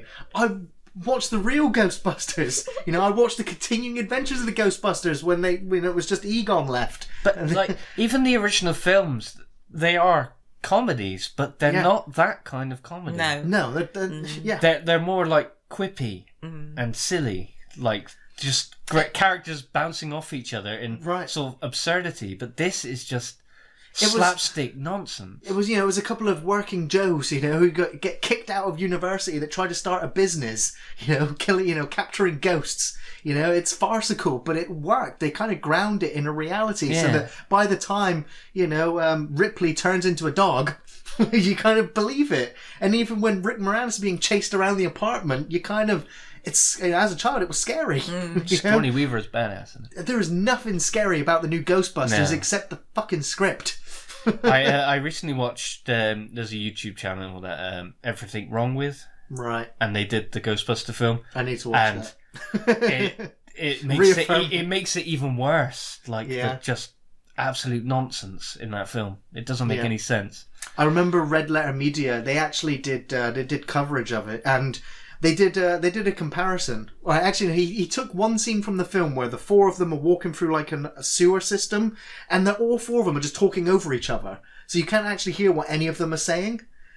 And so he was just like, what are you supposed to take from that scene? Like, you can't hear what any of them are saying. It's just noise as they're walking down. And then he went, this is how you rechange the film. He took the audio out of the film and he put the Ghostbusters music in there as the four of them are walking through the sewer. And you're like, holy shit, this film's got atmosphere. Like it could have been saved in the editing. But they didn't. They just chucked in garbage on top of garbage, hoping that it would sell. That wonton joke. I don't get it. I don't get it. It keeps bringing it up, like, oh, you're going to give me one wonton. Right. So, is it supposed to be funny? I laughed once in that remake, and that was when Melissa McCarthy's kind of got the backpack and she's flying in the back alleyway. That was just... It was just dumb. It was just goofy. It was stupid. God damn it, I'm upset now. Okay. Which is why I'm kind of excited that there is going to be, a Ghostbusters 3. Like, Ghostbusters 2, all is forgiven. I love Ghostbusters. I never did like it. So, yeah. I mean, Ghostbusters, there's something I realised when I was putting this list together, especially looking at the worst list, is that the remakes that, that as you get closer down the list are the ones that upset you the most, are the ones that were near and dear to you originally. So, it's like with The Departed, I didn't see Infernal Affairs, so The Departed I consider a pretty decent film. Whereas, if you saw the original film, you really appreciate it. When you see it remade, it's going to, upset you even more. So it's kind of the case where, I think the bigger time distance between the actual releases of the original to the remake, it's going to hurt less. The more iconic the original is. Right. Like RoboCop and Ghostbusters are phenomenal. It's like if somebody's going to turn around and say, yeah, we're remaking Aliens. Yeah. It's like... Yeah. Melissa McCarthy. No. She grabs onto the tail of the alien and she's just flying around. Funny. Oh no. Right. So my number 2 is the Fantastic Four 2016. Yeah, it definitely has some serious issues. I actually made the effort to watch it though. I've tried to watch it before in the past and got to the point when they get to the planet and when they first all, like, the accident happens and then they come back and they're all changed, and then that's it. Then it lost me. I agree with you. I liked the body horror stuff. For me, it reminded me of Cronenberg's The Fly. Yeah. Where they're undergoing metamorphosis and they're freaking out that their bodies are changing in front of them. But then after that, then it lost me. Yeah. I forced myself to watch the whole thing the other night. And this was while I was on my treadmill doing my training. Yeah. And so I couldn't turn it off. Yeah, you got no choice but to watch it. But you I end had up to running watch faster it. as it got worse. Like, ugh. Like Can't run Mr. away. Fantastic, he runs away Yeah. at one point in the film. Well, no, there's just there's a disappears. time hop in the film, because after they come back, Yeah. and then it's about a year later, it jumps, and you don't realise. So there's no kind of like suggestion that it's jumping or anything like that. And then you suddenly realise, oh, it's jumped a year, kind of thing, where he's buggered off and is trying to figure out himself how to get back and kind of save everybody and everything like that. But yeah, I mean, it's just the characters. Johnny Storm is a black guy, but Susan Storm is a white guy. So I presume she's like their step sister and brother or something like that. I think is the thing. And then Victor Doom's character is just really annoying guy. Dr. Doom or Victor Doom he's a great villain. The Fantastic Four are great characters. But not in this. He's not in this. He's not in a lot of it. I mean, I understand you put it, in the worst remakes, but I have to ask then, do you actually like the originals? I do like the originals. I know. They are it's sort got of Chris Evans bubblegum, and Jessica silly, Alba. bright. I really like them both. I like Jessica Alba. Yeah, and I love Chris Evans. Yeah. They're such light films. Like, you can't take them seriously anyway. Yeah. So it's just exactly. silly popcorn fit. Exactly easy to watch and everything. But they came out after X-Men, and it was just like they're still like I can watch those films no problem. Like I've seen them several times. Yeah. But this one. I just like, what have you done? Like, why did you remake this film? I asked Ian that, and he said, well, because it was another Sony, wasn't it? they wanted to keep Fox, the rights. 20th Century Fox make it was that they had the rights. They had to make a film. Make it. Yes, otherwise they'd lose the rights. Otherwise they'd lose the rights to it. But now Marvel owns the Fantastic Four, so I'm hoping that over the next few years we will actually see some good Fantastic. It's so annoying because the Fantastic Four were like an integral part of the Civil War and everything else that would have happened. It would have been so good to have had them there during those events. And it's one of those films where you heard about all the turmoil behind the scenes and what a mess the it reshoots was. and it's a film where you can see it. When you're watching you can see that it went wrong. It's one of those films where I reckon if they did a behind-the-scenes documentary like they did for Alien 3, it would actually be better than the movie. Watching the behind-the-scenes of I could only imagine being on set. But I mean, that destroyed that director's career as well. Yeah, really did. Deserved it. Yeah, tragic. Here we go. Dave, you're number 2. Well, this is kind of a combination, but it's The Ring and The Grudge. The Ring and The Grudge. This was the big wave of really successful, scary Japanese horror movies. I remember The Ring. It was debuted on Channel 4, and there was a lot of buzz going around before it saying you've got to watch this. This is a most original horror movie in decades. That. Like everybody, there was so much buzz around it, and I watched it, and it freaked me the fuck out. And then me and my wife went down a path of they started releasing on DVD like every week a new gem from Japan, from like the one Miss Called, Grudge. All these films started coming out, and then was it the Eye? Eye. Well, that was Korean, but it was still a fantastic. Which was film. the one with Dark Water? Dark Water. I was going to say the one with the body in the water, good. on the seat on the roof. Yeah, these films were great. They were so minimalistic. Yeah. The settings were real, the apartments. Visually, most of those films, they when I remember those films, they all seem black and white to me. It's it's like a VHS tape quality. It's grainy. Yeah. It's dark, but it is just like your typical Japanese apartment. Yeah. It's everything about them is so unique and special. Yeah.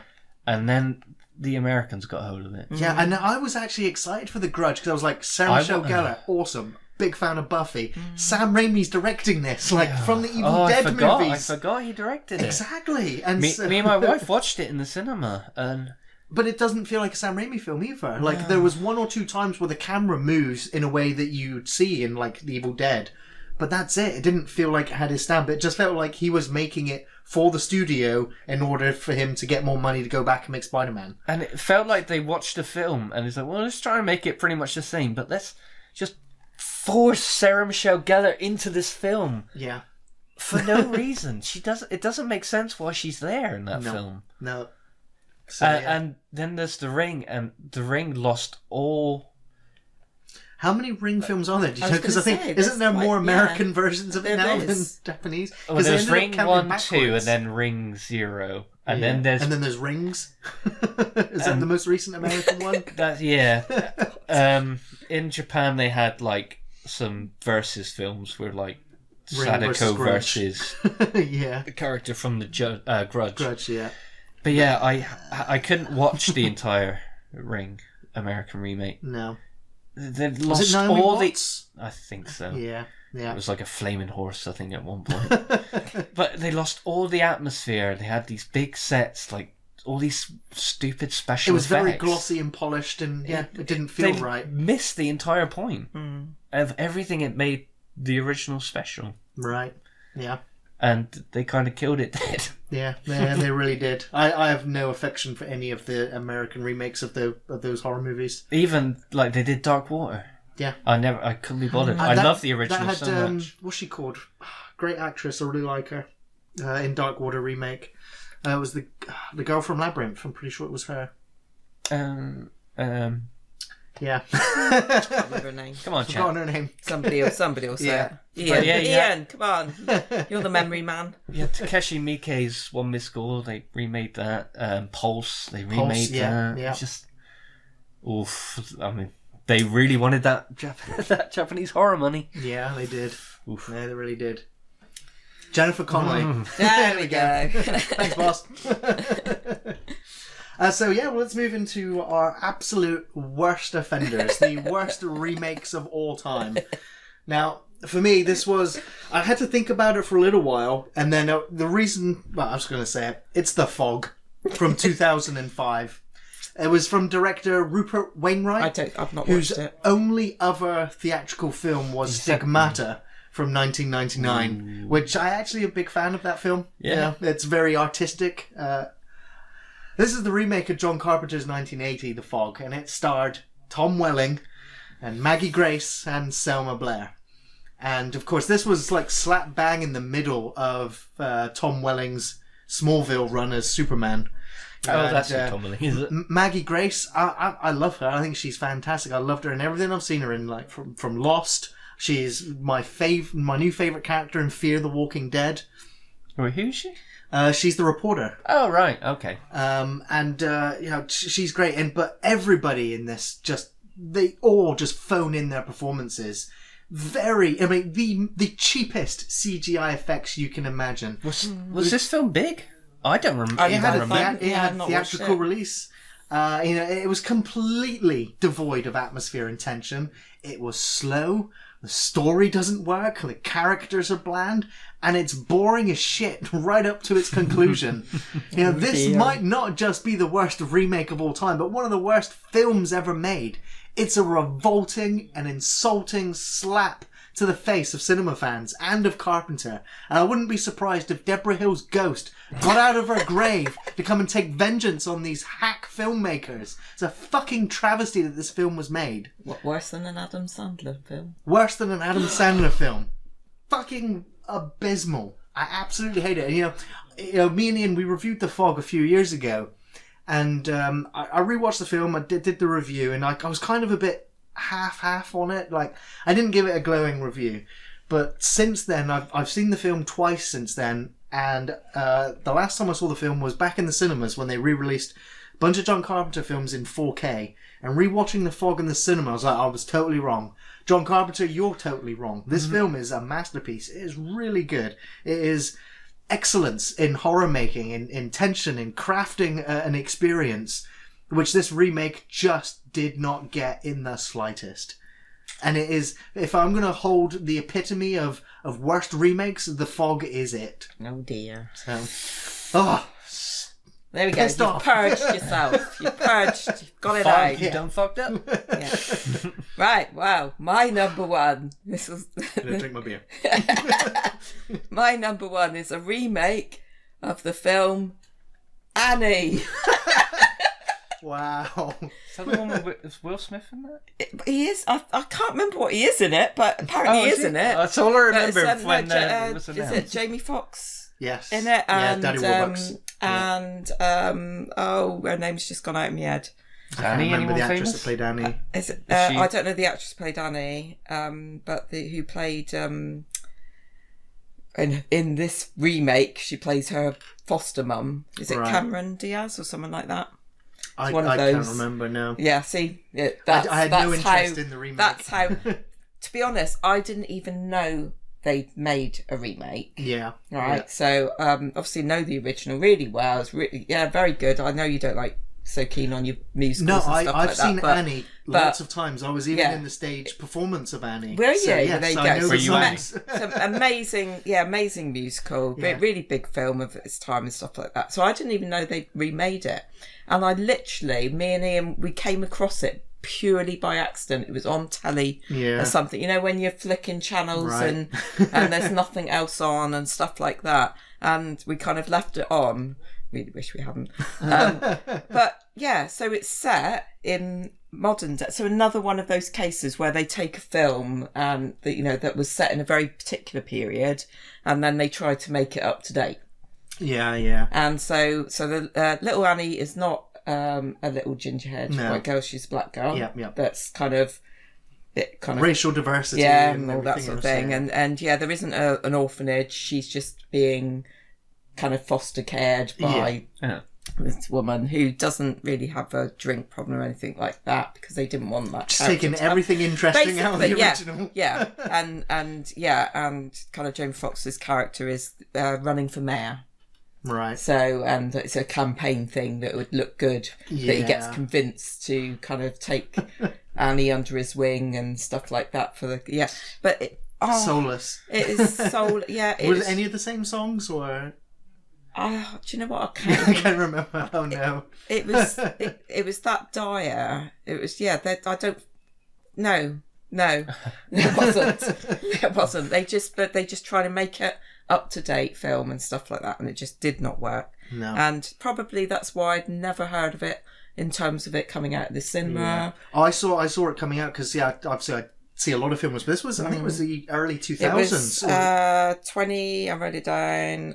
Annie 2014. It came 2014. out. Oh, so actually not too long So it's ago. not that 5 long years ago. Yeah. And I don't remember it being advertised Yeah. or anything like that. I remember seeing the poster, and that's about I it. remember hearing news Will Smith was going to be in it. Right. That's all. Yeah, but I think if he was in it, I don't even remember him being in No. it, to be honest. And it must have been a cameo. I think I've just blocked that film Yeah. out of my memory and stuff like that because it was so dire. Yeah. Yeah. About little ginger girls. Anyone remember that film? Ginger Snaps? No. No, it was about a little ginger girl. She lived in this big house alone, and she had ton of gold. It's quite an old film. I think her dad was a pirate or something. No. It Doesn't ring a bell. Sorry. I remember it was always on TV in the afternoon. I can't remember what it was. I guess it's Yep. my turn. Your number one worst remake of all time, Dave. If I would say, what's the best South Korean film? Old Boy. Oh boy. Yeah. Have you watched the remake? No, because I just loved the original so much, and when I saw I've seen a few when I people saw that the idea. trailer for the remake, I was like, I ain't touching Old Boy. I ain't going near that. I don't need to. Oh. I don't need to see a remake, especially when it's so soon. It was so soon, and it's such a special film. Yeah. So Yes. unique, so stylish, with a very controversial plot twist. Yeah, very. But when I heard they were making an American remake, I was like, why? All right, Yeah. there's subtitles Yeah. because it's Korean. Yeah. But You're right. apart from that, that is just a masterpiece in filmmaking. I saw The Devil's getting an American remake. Train to Busan's getting an American remake. I'm like, these films haven't even been out for 10 years yet. And they're getting remade. But so how badly did they muck up Old Boy? Mess it up. like, they took away all the stylish flares, like with the clocks and just the cool imagery of the film and the style, the pacing, the music, the fantastic acting. I mean, it is stylish, but it can also be quite grotty and disgusting. Like when they go back to her apartment and it's a mess, and right.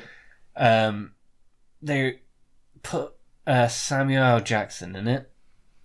Who is he playing? Is he the one? He's the one who runs The complex that got him in. Yeah, right. And he's being Samuel L. Jackson, and it doesn't fit. They completely changed the plot twist. Okay. So it wouldn't be, I guess, so offensive in America. Yeah. Oh,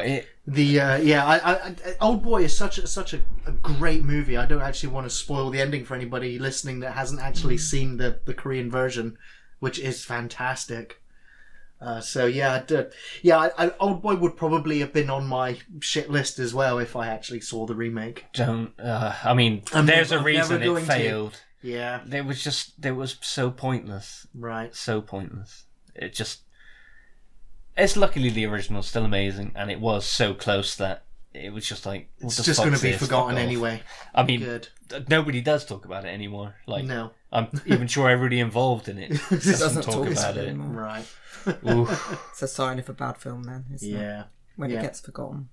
But remakes aren't necessarily always a bad thing, are they? No. So we're going to very quickly look at our top 5 remakes. I'm just going to go through my list very quickly. My number 5 is Cape Fear from 1991, which is a remake of Cape Fear from 1962. My number 4 is Sorcerer from 1977, which is a remake of the French film Wages of Fear, 1953. My number 3 is The Blob from 1988, a remake of The Blob from 1958. My number 2 is The Fly from 1986, of course, a remake of The Fly from 1958. And my number 1 pick, I'm pretty sure everybody's got to know what this one is. It's John Carpenter's The Thing from 1982, a remake of The Thing from Another World, 1951. Yeah. So there's very few remakes. I mean, compared to the long list of awful remakes, there's very few good ones. Really good ones, I know. And of all the ones that I've listed, the most recent one was 1991.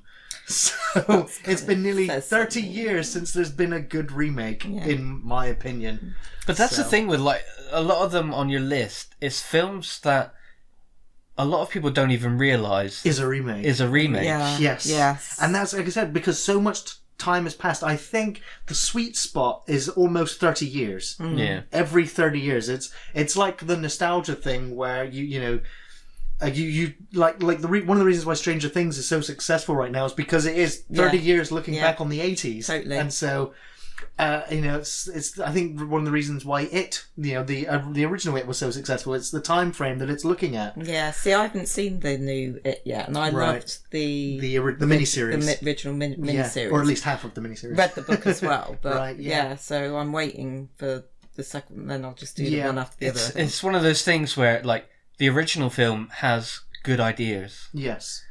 But it's held back by its time. Yes. When it was made and the technology they had. Yeah. So like taking those good elements and modernising it and getting it a good release. Yeah, I agree.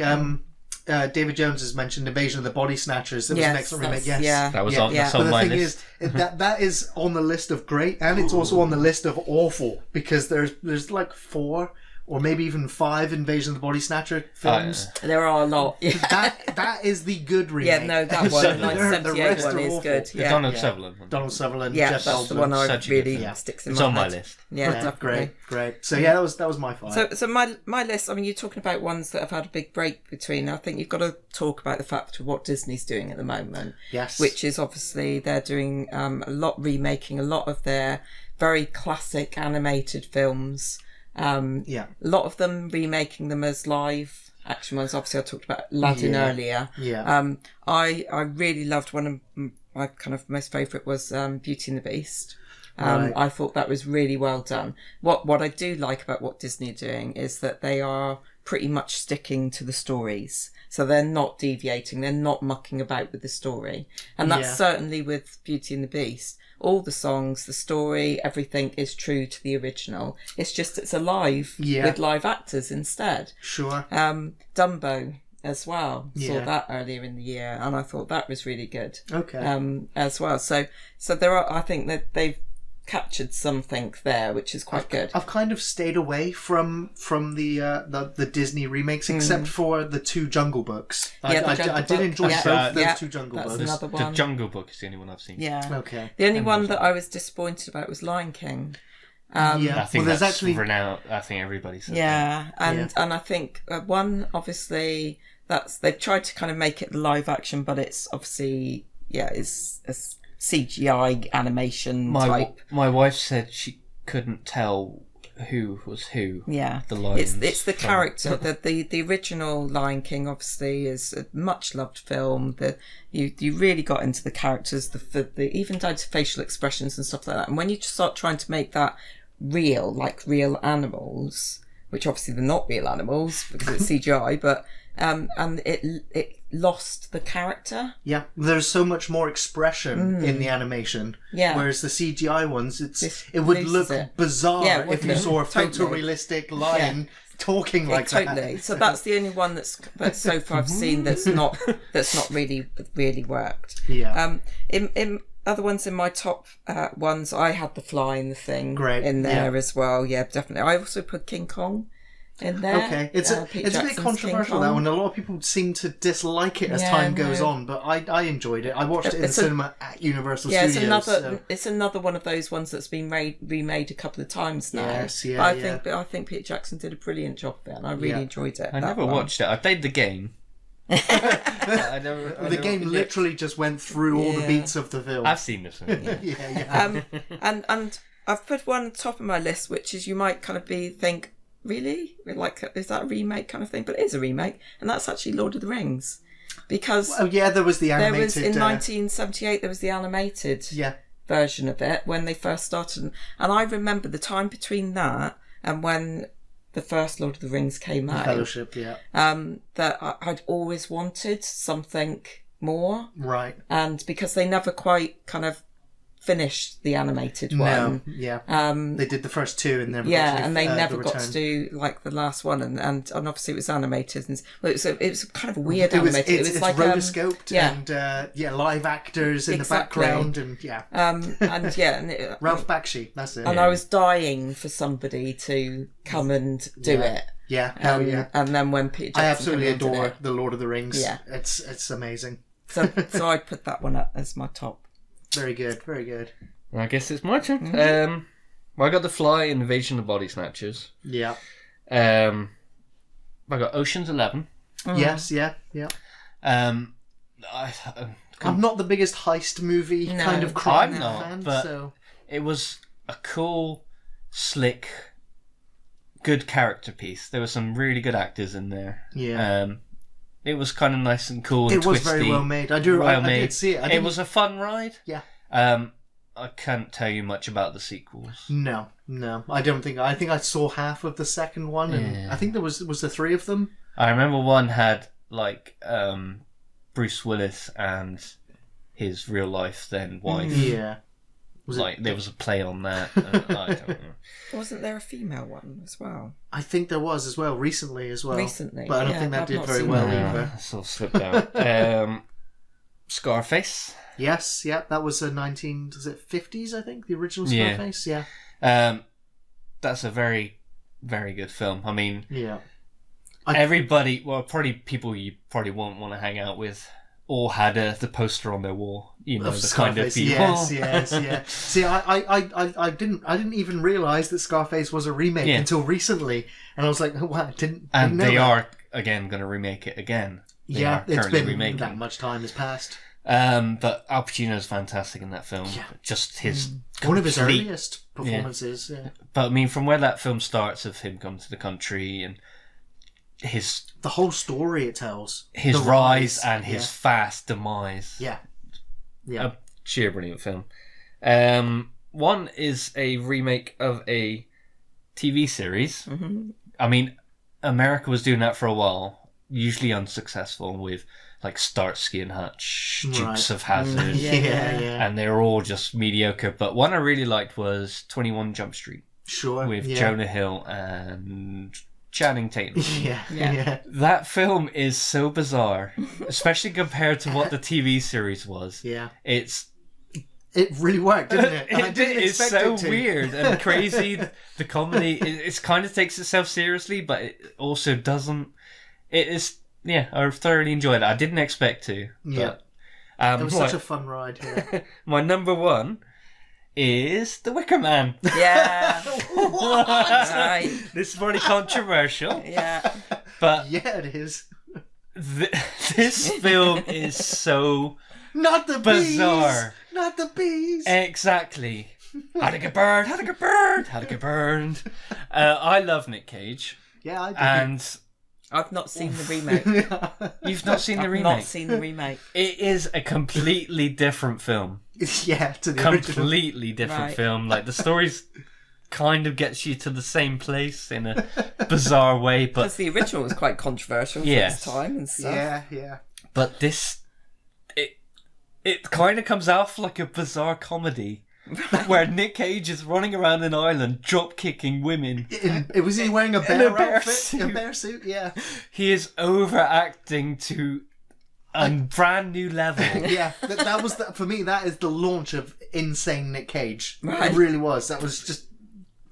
It was like he was on a bunch of different drugs and he didn't know what sort of film he was in, And so he didn't just care. overacted because everyone else was just so mellow in the It's film so that he was brilliant.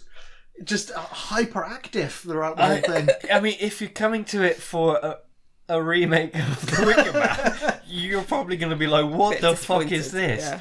But if you go for like this bizarre To see kooky Nick Cage comedy in a with bear Nick suit. Cage, there's a brilliant trailer of the film where they've like made it into like a comedy trailer with like Nick Cage is going to the island, and it's like got this jolly music over it, and he's like punching women in the face, and it's so genius.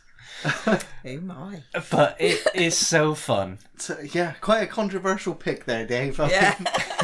Jeez, because that film is surely on a lot of people's worst list. It's rated one of the worst movies Is ever it? made. Yes, yeah. But yeah, That's it hits your that level of favourite. so bad it's good. It so is, it yeah, is. I can understand that. But well, that's going to bring our discussion of the worst and the best Hollywood remakes of our beloved movies to a close.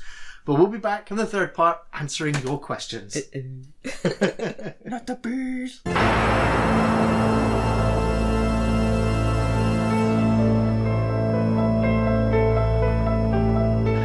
Welcome back to the third and final part of the podcast where we're going to be answering your questions.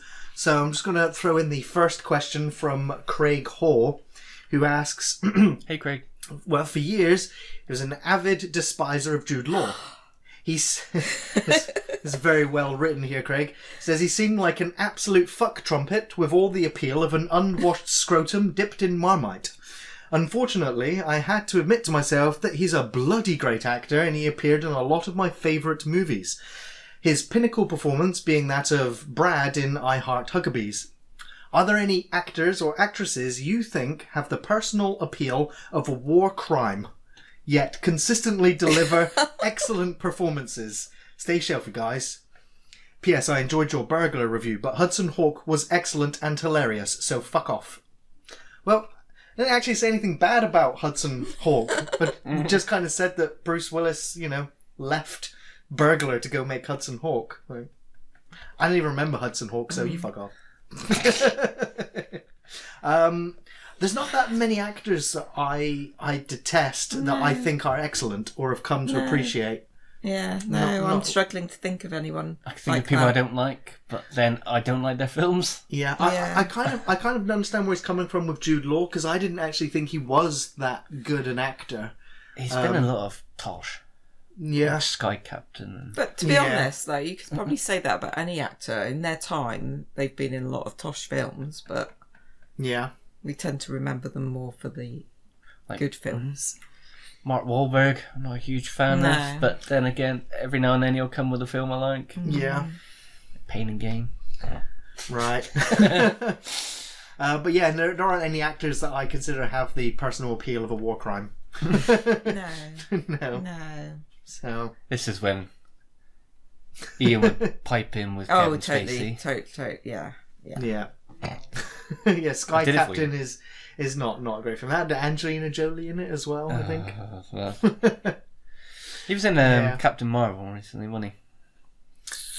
Yes, he was. Not a very memorable role. I don't particularly warm to Ben Affleck for some reason. Okay. I didn't. He had like Paycheck and Daredevil, but then he came out with The Town. Yes, which was great. And then one with the one his with the wife. Reporters. Oh, Gone Girl. Gone Girl. Yeah, was that Fincher though? Yeah, that film was fantastic. He was great in it, and I enjoy him as Batman. Yeah. I'm a big fan of Affleck. I think he's had a good renaissance, and he's a very good Argo. His career died after Argo. His career died after was it the Jennifer Lopez film with Kevin Smith? Jiggly, whatever that was. Oh no, Jersey Girl didn't do him no favors, even though I like Jersey Girl. Right. Yeah, but he kind of took like 10, 15 years out of cinema and then came back swinging. Think, though, it's probably because, obviously in his personal life and stuff like that, he's struggled a lot with kind of... marriage falling apart and drugs and stuff like that. Yeah, he did go to rehab, didn't he? Yeah. Someone put Ryan Reynolds. It's overrated. You're wrong. Ryan Reynolds overrated. No, we love Ryan Reynolds. I like Ryan Reynolds except for the remake of Amityville Horror. See, I really enjoyed it. It's like he was in Waiting, that National Lampoon's film. When he goes back to college, he's got a pass. I know the one you mean. Van Wilder. That's it. I liked him in that. Yeah. He just always had this cool, snarky humour. Yeah. At first, I used to get him confused with the guy from Interstellar. Matthew McConaughey. Yeah. Because the early days, they were both kind of the pretty boy, kind of jock type characters. And then he did Deadpool, and I think everybody fell in love with him then. Yeah. He's in Hobbs and Shaw as a little side character, and he's very funny in it. Next question, we have one from Erin Gardner. Hey guys, I recently found out Precious from Silence of the Lambs is also Queenie from The Burbs and the Poodle from Batman Returns. Are all played by the same dog. She was named Darla and died at the ripe old age of 17. That's a good age. So give me some of your most memorable animal performances in film and TV. Thanks guys, and keep doing what you do. My answer came to me straight away. It's Bart the Bear from The Great Outdoors, 1988. He was also in Homeward Bound, The Incredible Journey from 1993. He's also in 12 Monkeys, 1995. And the most memorable performance of Bart the Bear was from The Edge in 1997. I have nightmares about that bear. Even though that bear was pretty much domesticated and was super friendly. You see the behind the scenes footage, and the owner of the bear put his head in the bear's mouth, in its entirety, and the bear, is just playing with him. It's just like a big cuddly toy. There was a bear in the that really awful comedy with Will Ferrell. Super something. It was like a basketball film. Sure. It had a bear in that, but I think that bear went on to kill someone, and they had to kill it. No, it wouldn't have been that one then, because Bart never killed anyone. But unfortunately, when Bart did die, the owners of him actually had another bear, and it's literally Bart Jr. Oh. So, and that bear is now the go-to bear to in all the latest movies as well. So, The parrot, I think it's a parakeet in Dumb and Dumber. pretty the bird. best. Pretty bird. bird. That's the best sellotaped up bird I've ever seen. Our pet sets are falling off. So I'm going to go old school with like the Lassie movies, and you had Lassie. Yeah. Obviously, there were different, dogs yeah. that played Lassie and stuff like that. But also the Flipper. Flipper, yeah, the dolphin. My mum would only take me to see films with Skippy. animals in. The kangaroo. Wow, I totally forgotten that existed. But yeah, when I was young, my mum would only take me to see films with animals in. So she took me to see Andre. It was like the sea lion, is it? Yeah. Dunstan checks in, the monkey. Like, all these films, Yeah. they're all, like, all came around the same time. We're all just pretty much the same. Then you got the poor, the killer whale. Oh, Free Willy. Yeah, that was used in Free Willy. Yeah. He had the thing, the hunched over Hunched thing. over. It's a shame, but yeah. Animals in films. Oh, yeah. the monkey in Friends. Oh, Ross's monkey, Marcel. no. You love Friends, Gary, come on. I don't ever want to go near Friends. Next question. It's from Sean Pierce. Hey, Sean. Hi guys, have you guys had the chance to check out Rambo Last Blood? And if so, what were your thoughts? Personally, I thought it was a great way to end the franchise. Actually, a nice comment about Rambo Last Blood. No, haven't had a chance to see it yet. It's on the to-do list. Yeah, all the things I've seen is like saying it's like quite mean-spirited and it's just Yeah, gets the tone wrong. And it's a shame. It's actually my birthday in like 2 weeks' time.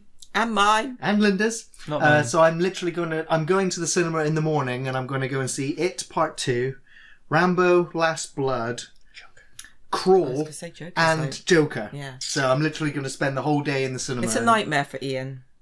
That his wife and his best friend's birthdays within 2 days of each other. Right.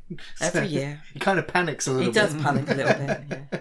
Bless him. But if you enjoyed Last Blood, then that's a film for you to enjoy. Yeah. You know, Yeah. can't take it away from you. So we have a question from Brandon.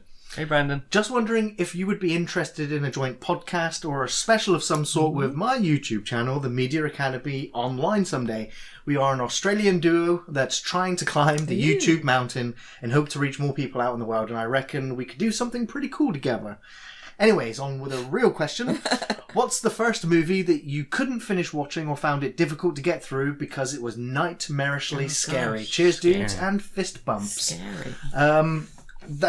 In answer to your question, Brandon, me and Ian have discussed kind of doing team ups with other YouTubers. You know, the door is open.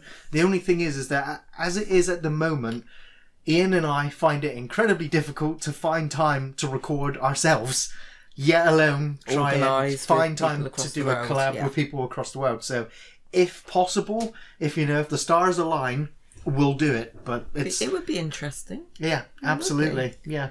So if it, I've checked out your channel, Brandon, and yeah, they do smaller podcasts, like more discussions on specific films and themes. But yeah, Ian and I definitely be up for it. It's just a matter of finding the right time to do it. Sitting Yeah, around yeah. talking about films. I don't think it'll work. No, never.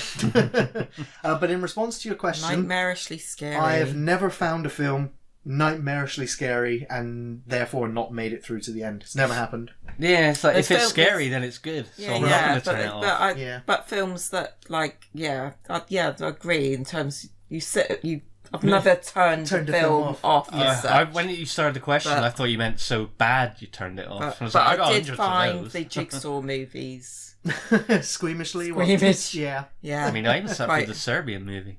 No, I wouldn't. I Ian, wouldn't never even start those. Ian's calling bullshit and saying Mean Girls, but I actually watched it from start to finish, Ian. Like, I didn't turn it off.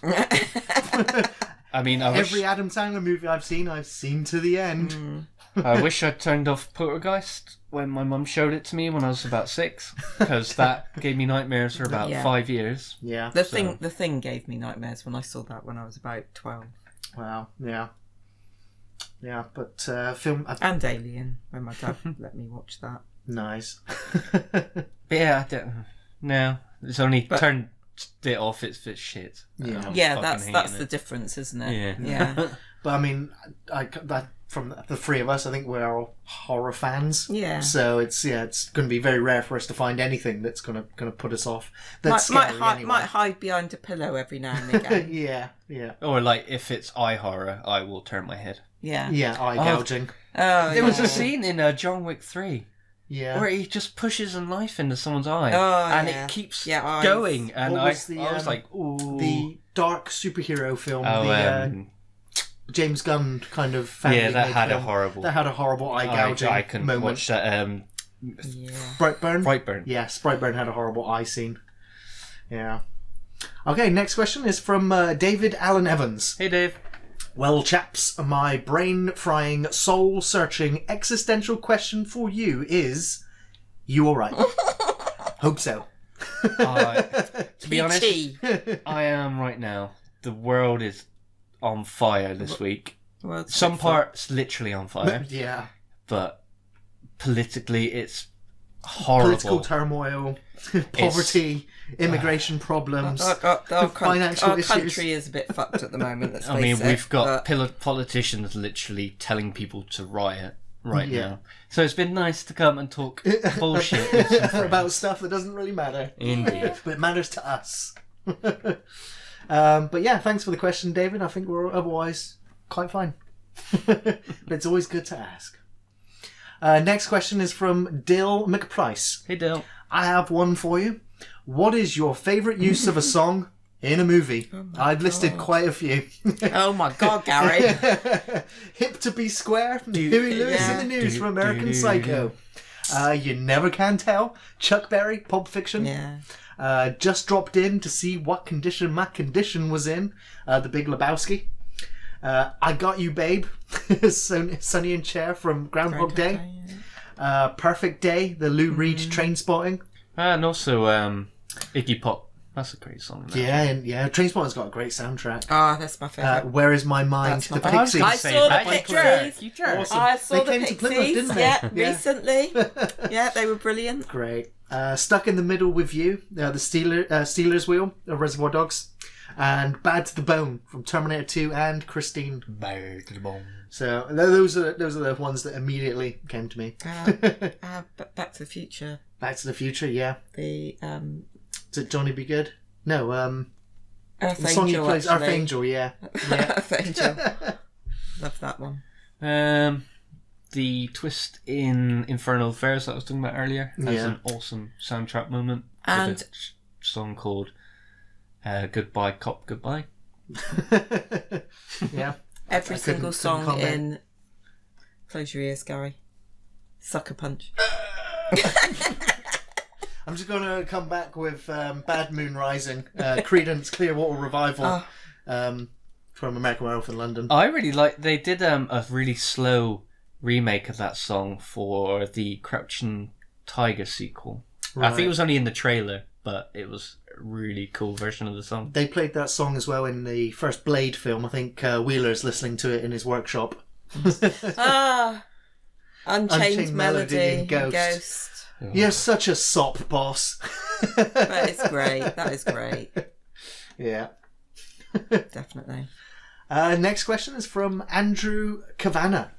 Can you guys talk about the 80s movie Earth Girls Are Easy with Gina Davis? Oh, if only Ian was here. Right. Sorry, Ian, you missed out. We're going to talk about Gina Davis. Came out in 1988. Also co-starred Jeff Goldblum and Jim Carrey. A very early role for Jim Carrey. Yeah. I've not seen this. What is it? So basically, a Southern California girl befriends 3 furry aliens after their spaceship crash lands in her swimming pool, and they're kind of like Teletubbies, like furry Teletubbies, and they kind of communicate like Adam Sandler until they get cultured and they start watching television, and then she takes them. You know, it's a very 80s movie where she takes them downtown, he gives them makeovers, shaves their bodies, and then like she's Coneheads. then she falls in love with Jeff Goldblum's character, and of course the two of them got married and got together, you know, during the film, which went on into The Fly. You know, their actual on-off relationship. Yes. It's a very bizarre movie. It's not a very good movie. It's just an oddity. It's just one of those 80s movies where you're just like, oh my god, all these people were in it. And it was, I discovered Earth Girls Are Easy when it was on TV late one night, and it was just like, I know these people. And it's like, oh my god, it's Jim Carrey. Like, Wow. in a not being traditional Jim Carrey. So it's just odd. And I always forget the third alien. It's kind of a forgettable character. I'm sorry. But it's such a bizarre film. Such a bizarre film. We got a question from Emily Green. Hey, Emily. What are your thoughts on the movie Spontaneous Combustion by Tobe Hooper? Do you think the plot could benefit from a remake? I personally think it does. And the movie does have Brad Dourif. Well, Emily, I've got to say, I'm actually not seen it. No, I don't know if I this one. have, I might have seen it and I've just completely forgotten about it. See, I've not seen it, but it just reminds me of that X-Files episode. That's what I might be getting confused Where with. that guy was making people drink, small bits of alcohol or something, and then he could make them combust. Because I remember, so long ago, I remember there being documentaries on spontaneous combustion. I think it came on. I was fascinated as a teenager Random about phenomenon, it. exactly. Yeah, so I used to read loads of stuff about it. I think the film was on, or the documentary was on, then the film was on afterwards. I just remember recording it. So I think it's such a long time since I've seen it. I can't didn't remember. know there was a movie called it. I would Toby say Hooper did it as well. Yeah, I would say it's probably up there for a possible remake. Especially Spontaneous Combustion. It's all of the kind of paranormal, strange things that have happened. It's kind of it is one of down. it It is an one of X-File. one of those phenomena which is really weird. Yeah. But you don't hear about so much nowadays. It's there's been no reported cases of it. Cases of it. Yeah. Strangely enough, because it was so bizarre. Because like the people that would go up in flames, like they would be sat on combustible chairs. Yeah, that the wouldn't chairs have wouldn't a go mark. up. Yeah. Yeah, And, so their weird. whole bodies would be burnt it would just away. it would just but be would like leave a like thing on the floor, wouldn't like it? a foot or a leg or something. Yeah, It's weird. yeah. Next question is from Andrew Kavanagh. Hey, Nope, Andrew. sorry, that was the same question. No, we so did. we just We'll done that. talk about Earth Girls Mick. Are Easy again. Mick be cool. Hey, Mick. Mick McCool, top 10 favourite films of this century. Oh my god. I've gone past My God. my 10. Okay, I'm just going to rattle them off. Spirited Away, Eternal Sunshine of the Spotless Mind, Mad Max Fury Road, Wall-E, The Dark Knight, The Lives of Others, The Wolf of Wall Street, Synecdoche, New York, Before Sunset, Serenity, The Grand Budapest Hotel, The Lord of the Rings, The Fellowship of the Ring, and Guardians of the Galaxy. All within 2000 plus. I can't think of the top 10, but a few Scott that come to your Pilgrim. mind? I love Scott Pilgrim, Scott yeah. Pilgrim was really Yeah. Shaun of the Dead. Hot Fuzz, I might put Hot Fuzz, Fuzz above yeah. that one. I really love Hot Fuzz. Dark Knight, It's my obviously. favourite of the Cornetto trilogy, Hot Fuzz. So good, so good. Got to put the Avengers movies up there. Which ones? All of them. I'd Yeah. say the first one. The first one I probably watched the most. Right. My top, obviously, film that's like one of my favourites is the musical is West Side Story. Yeah. So Did they? Does that count as this century? No. no, that's not this century. Sorry. It's like 3 centuries ago. Come on. Sorry. Went away with the fairies then. This century, oh my god. That's alright. So literally the last 19 years. Nice. So I'd say 19 Scott years. Pilgrim. I just remember waiting so long. Like they drop a trailer every now and then, and Yeah. I read the comics and I was just so excited to see it. Yeah. Batman vs Superman. Oh dear. Spirited Away is a good call. Yeah. I still love that movie. Wonder Woman. Wonder Woman. Yeah. Very good. Very good. We got a question from Boss Hey, boss. asking if anybody's asked or Patreon for a review yet of Brotherhood of the Wolf, and what are your thoughts on that movie? I'm a big fan of Brotherhood of the Wolf. That for me put the director on the map until he was the guy who remade. He made Silent Hill the movie, and then I was just like, I don't care anymore. Like, it's just another one of those shitty video game to movie adaptations. Even though a lot of people hold up Silent Hill and go, look, they're actually not that bad. I I think just go, that's- well, clearly you didn't play the games very well. I think it's more of a case of there's one or two bits in it that people remember, That evoke the feeling of, but as Big a film in a whole, it's yeah. dog crap. But Brotherhood of the Wolf, big fan of that film. I loved the time, the period that it's set in. I think it's set in France. Mark Damascus as well. It's just he's a very underrated martial artist actor in my opinion. I know a lot of people don't like him. He was alright in John Wick 3. I didn't even recognise him in John Wick 3. So, but I like the fantasy element. I like the horror element. You know, the Brotherhood of the Wolf, it catches you in the first sort of 2 minutes with that woman just running through the landscape, being chased by something that's roaring after her. So she's climbing up the side, and then she just gets pulled down, and the screams, just like that, was really haunting, really well captured. And then they hire these bounty hunters to go and hunt this wolf that's killing people. And you're like, is it a werewolf? Is it a mythological creature? Who's sending the wolf out? It gets political. It's just the cinematography is very, very good. It kind of does have a lull in the middle of the film before it picks up again, and then it does almost feel like a film of two halves, where the second half of the film doesn't feel anything like the first half. So it is an oddity, but I know Ian was also a fan of Brotherhood of the Wolf, but no one's asked us to review it yet. But yeah, but it's a film we do like. Cool. We have a question from Gav Hickey. Hey, Gav. Here's one, lads and ladies. What are your favourite final lines of films? God. And again, I've listed a fair few just in case. This is not fair. You've had prep time. Roads, where we're going, we don't need roads. Oh, Terminator. Yeah. What? Get Back to the Future. I do wish we could chat longer, but I'm having an old friend for dinner. Yeah, that's good. Silence of the Lambs.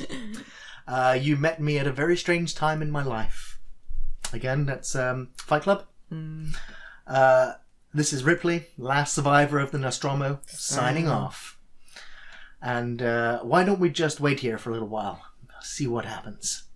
That's the thing. And you maniacs! You blew it up! Ah, damn you! Damn you all to hell! Planet of the Apes. Yeah. Yeah. Good old Heston. Yeah. Well, I'm glad you came up with all those, because I'm crap at being on the spot thinking of anything.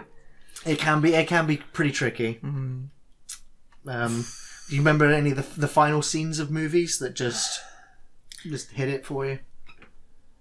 No. No. No. Trying to think of Kevin Smith films. No, I can think of. What's the last line in Thelma and Louise?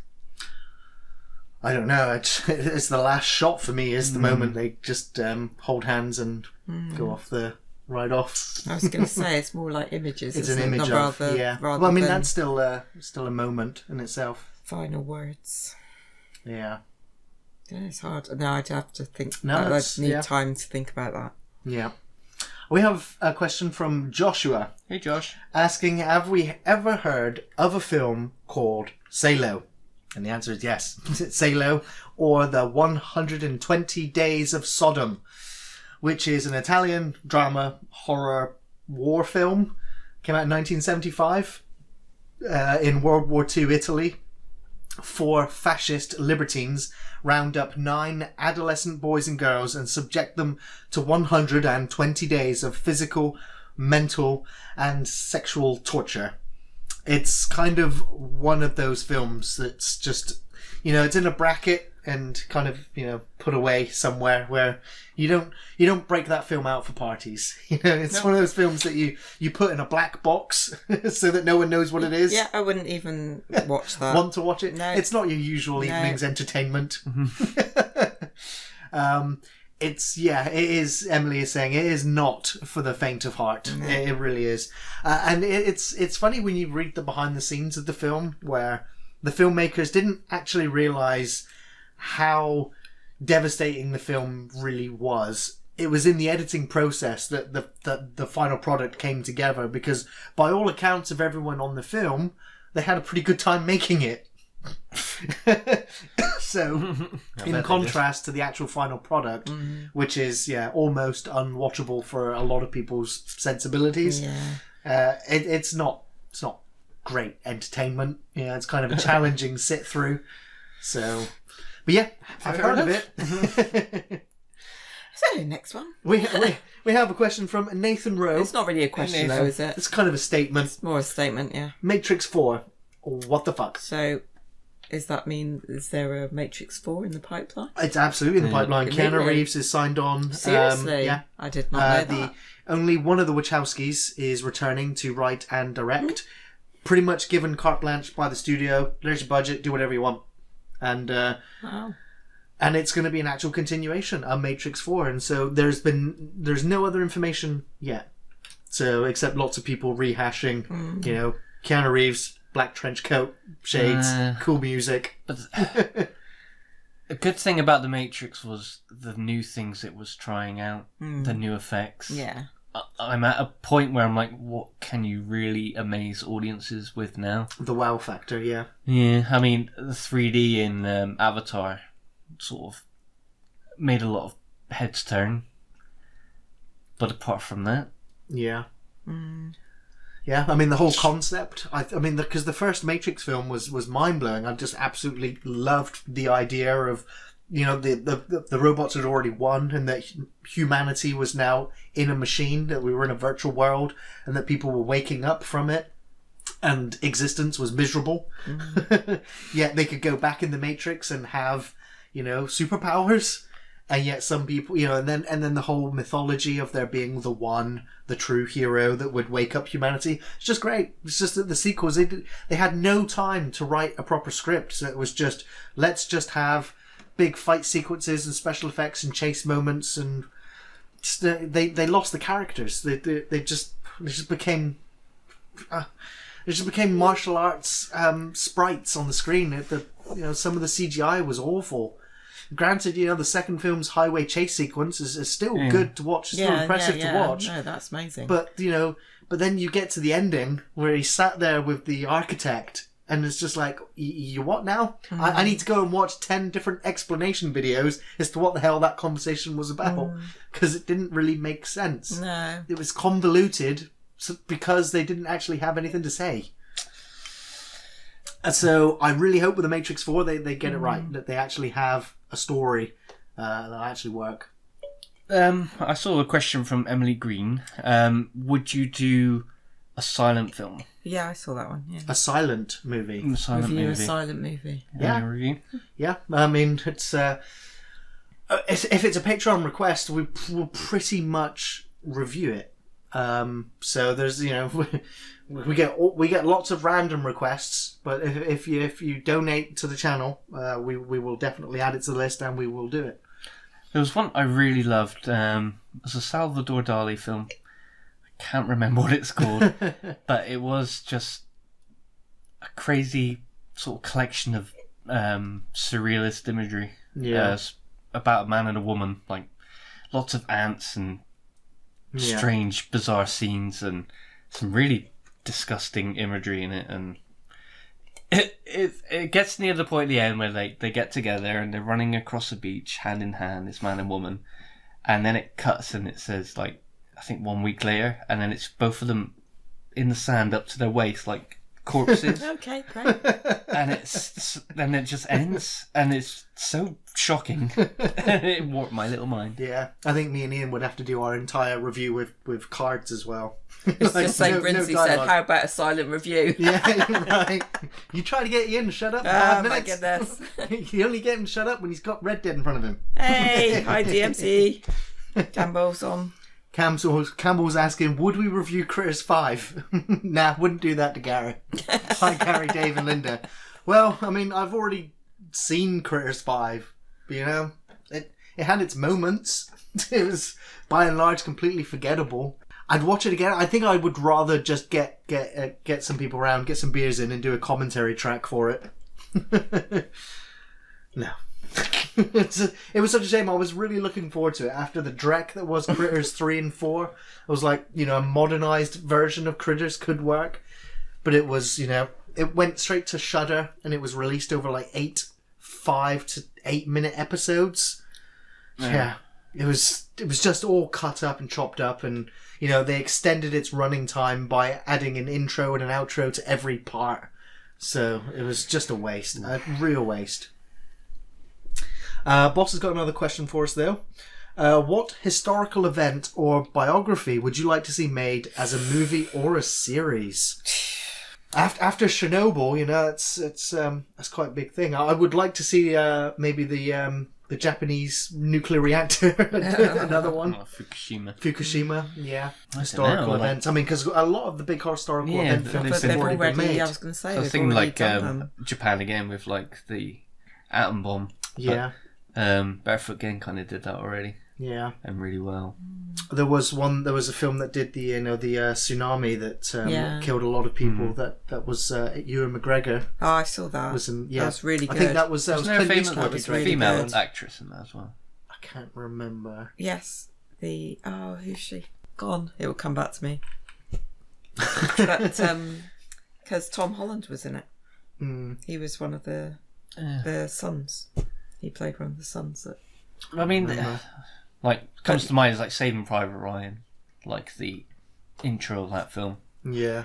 Things like that. Yeah. It can be done very well. Lungful Drummers mentioned Pearl Harbor, and then Now there is the battle of Midway. There was a lot of old timey-wimey black and white war movies about the Battle of Midway. And there was the Band of Brothers kind of sequel series. I can't remember. Pacific, yeah. But that didn't quite capture it for me. No. And there is a Battle of Midway film coming out soon by the Pearl Harbor director, Roland Emmerich. Yeah, I saw it. And I'm kind of excited for it. I really want to see. I want to. It's like, what was it, Battleships when it came out? I kind of enjoyed bits of that because I wanted to see naval ships at war. Because we've seen the submarine stuff and we've seen the infantry. I want to see an RAF, and I want to see a naval war movie like Saving Private Ryan. I think they could do it really well. Dunkirk was really good. Did you ever watch Dunkirk? I enjoyed Dunkirk, but at the same time it was more of a civilian operation. I know, it's just the scale of that film. I watched it in the cinema on the big screen. It was loud. It was a loud film. They used the real, planes and. That's what I'm saying. It's quite. It's going to be a lot of effort for that kind of film, and the amount of effort they did go into. Pearl Harbor was Michael Bay. My bad. Yes. Just as bad. We got another question from Craig Hall. Hey, Greg. One for Dave. Although the rest of us can feel free to join in. What martial arts from the 70s and 80s Golden Harvest era would you cast in a Street Fighter movie? Stay shelfie and fist bumps. See, I saw that earlier. I don't even know where to begin with that. I would put the gorgeous Maggie Cheung as Chun-Li. I think she'd be perfect as that. But right. When you think of Street Fighter characters, I don't see them as Chinese. Okay. And Guile is supposed to be American, and Ken's American, I think, isn't he? And Cammy's British. Yeah. So, I guess they kind of got the casting right in the first Street Fighter film, I guess. A lot of the people. Right. I don't know. I don't think there's a way to make a Street Fighter film that isn't campy shock. No. It's kind of, aren't they retrying Mortal Kombat movie again? Yeah. Redoing the first one again? So... Yeah, I don't know whether any of the fighting games would really translate well. Oh, I watched King of Fighters. Right. That was the bad guy was the guy who played Darth Maul. Right. Well, he's a fight choreographer. Yeah, he wasn't very good in this film. It was awful. That one crept straight out on DVD. But yeah, they've Dead or Alive still good. DOA. Brinsley saying he would love for someone to request a Neil Breen movie for review, and all I can say is no. Neil Breen? Red Letter Media got that covered. Can you name a film? I can't name you a single film because they are all utterly forgetful. Neil Breen literally writes, stars, directs, acts, edits, produces, and prints his own DVDs and sells them himself on the internet. Is he the one that he comes home and his like friends committed suicide in a garage, and he overacts to hell? Possibly. I think I know who you're talking about. Yeah, absolutely terrible. Oof. Terrible. I mean, he makes Loki from The Room look good. We got another question from Daniel Campbell. Thoughts on the 4 Psycho films starring Anthony Perkins? Were the sequels that followed the 1960 original really needed? Later shelfers. I've only ever seen the first one. Really? And the remake. And the remake, okay. I like Psycho 2. You know, it's an odd one where he's kind of released. I think I'm trying to remember. In the second one, he's released from the asylum, and they're like he's been rehabilitated.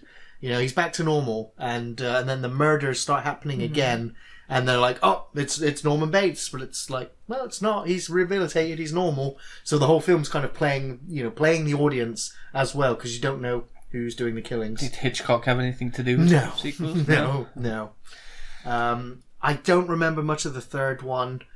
The fourth one I did like, and I know the fourth one is the one that's also hated the most. The fourth one is the one where it kind of keeps jumping back in time. It like does his childhood. The whole film, he's literally on the radio to a radio host, and he's like, "Yeah, I'm thinking about killing again," but you know, and then not, and then it just cuts back and forth. I enjoyed the dialogue, and I don't remember too much of the murders or the action stuff. I just remember really enjoying Anthony Perkins' performance as Norman Bates. But I will say the Bates Motel, the series, was really good for a couple of seasons, and then I stopped watching for a week, and then I was like, actually, I'm done. I don't need to go back. But I enjoyed watching the exploration between the relationship with him and his mother when he was a lot younger, and seeing how it would develop into Psycho.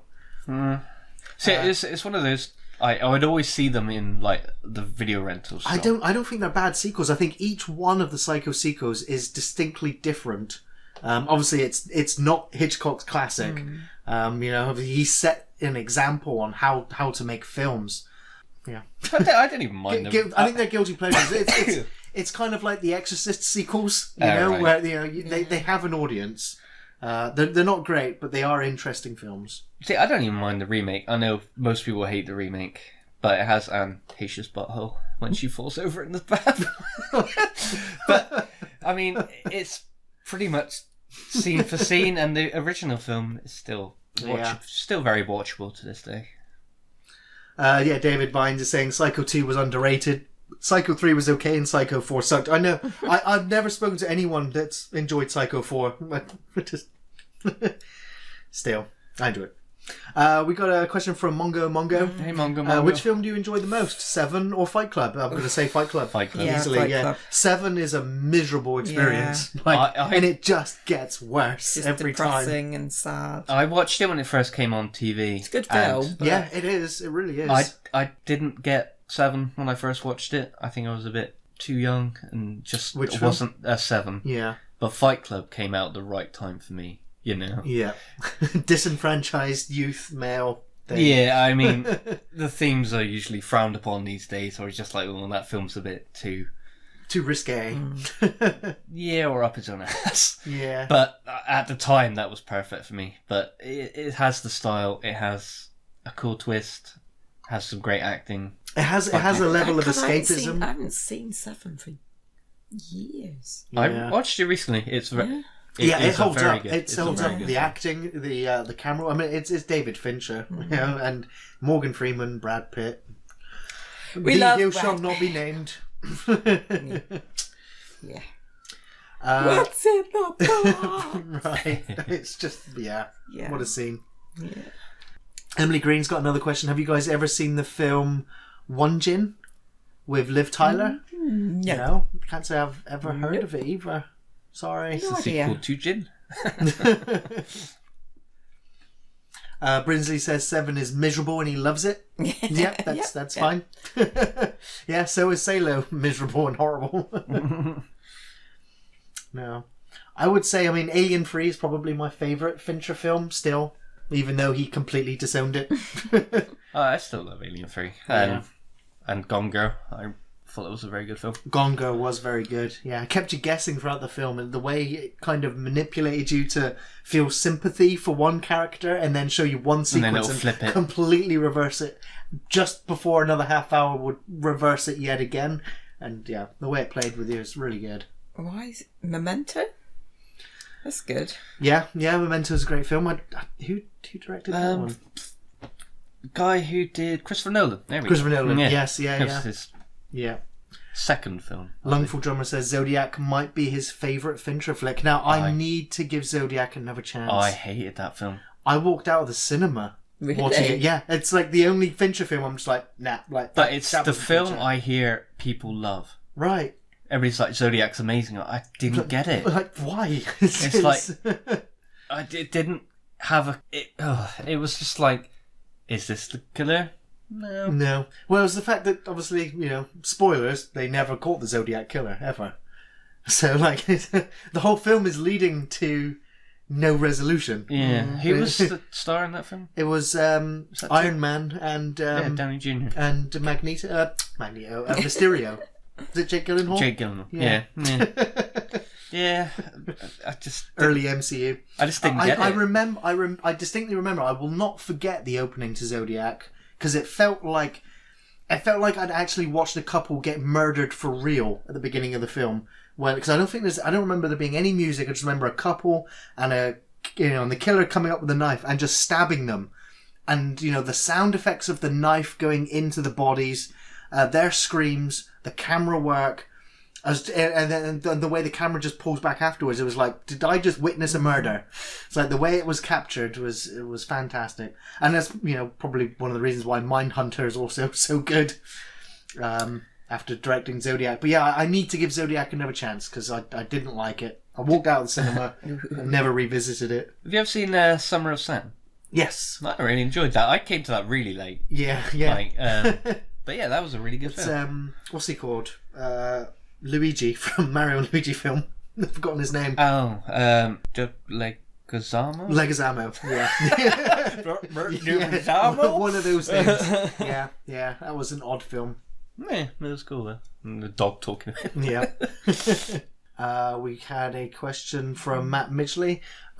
Which do you think has the most potential to reclaim past glory, Aliens or Predator? Well, both of them are literally, they have sunk, in my opinion, lower than the Terminator franchise. Circling the drain. Right? So, yeah, all the those three greats are just done. They're dusted. Terminator's got a chance at reviving itself because James Cameron's come back. If only James Cameron would come back and go, right, I'm going to make the sequel to Alien Covenant and sort this shit out, we might actually get a decent film. But, I think Alien will only work if it's pretty much a remake of one of the great films they've already made, and then it's kind of like, I don't think that would work. I still think Neil Blomkamp's idea for, like what they're doing with Terminator is going, ignore everything past 2, so Terminator 1, Terminator 2, Terminator Dark Fate, Alien, Aliens, Neil Blomkamp's Alien 3. I think they could do it. Because Alien 3, you're not going to take that away from me. It's one of the most bleak and depressing horror movies ever made. I absolutely love it. But it led into Alien Resurrection, which just, from there, the franchise just derailed and it's never really recovered.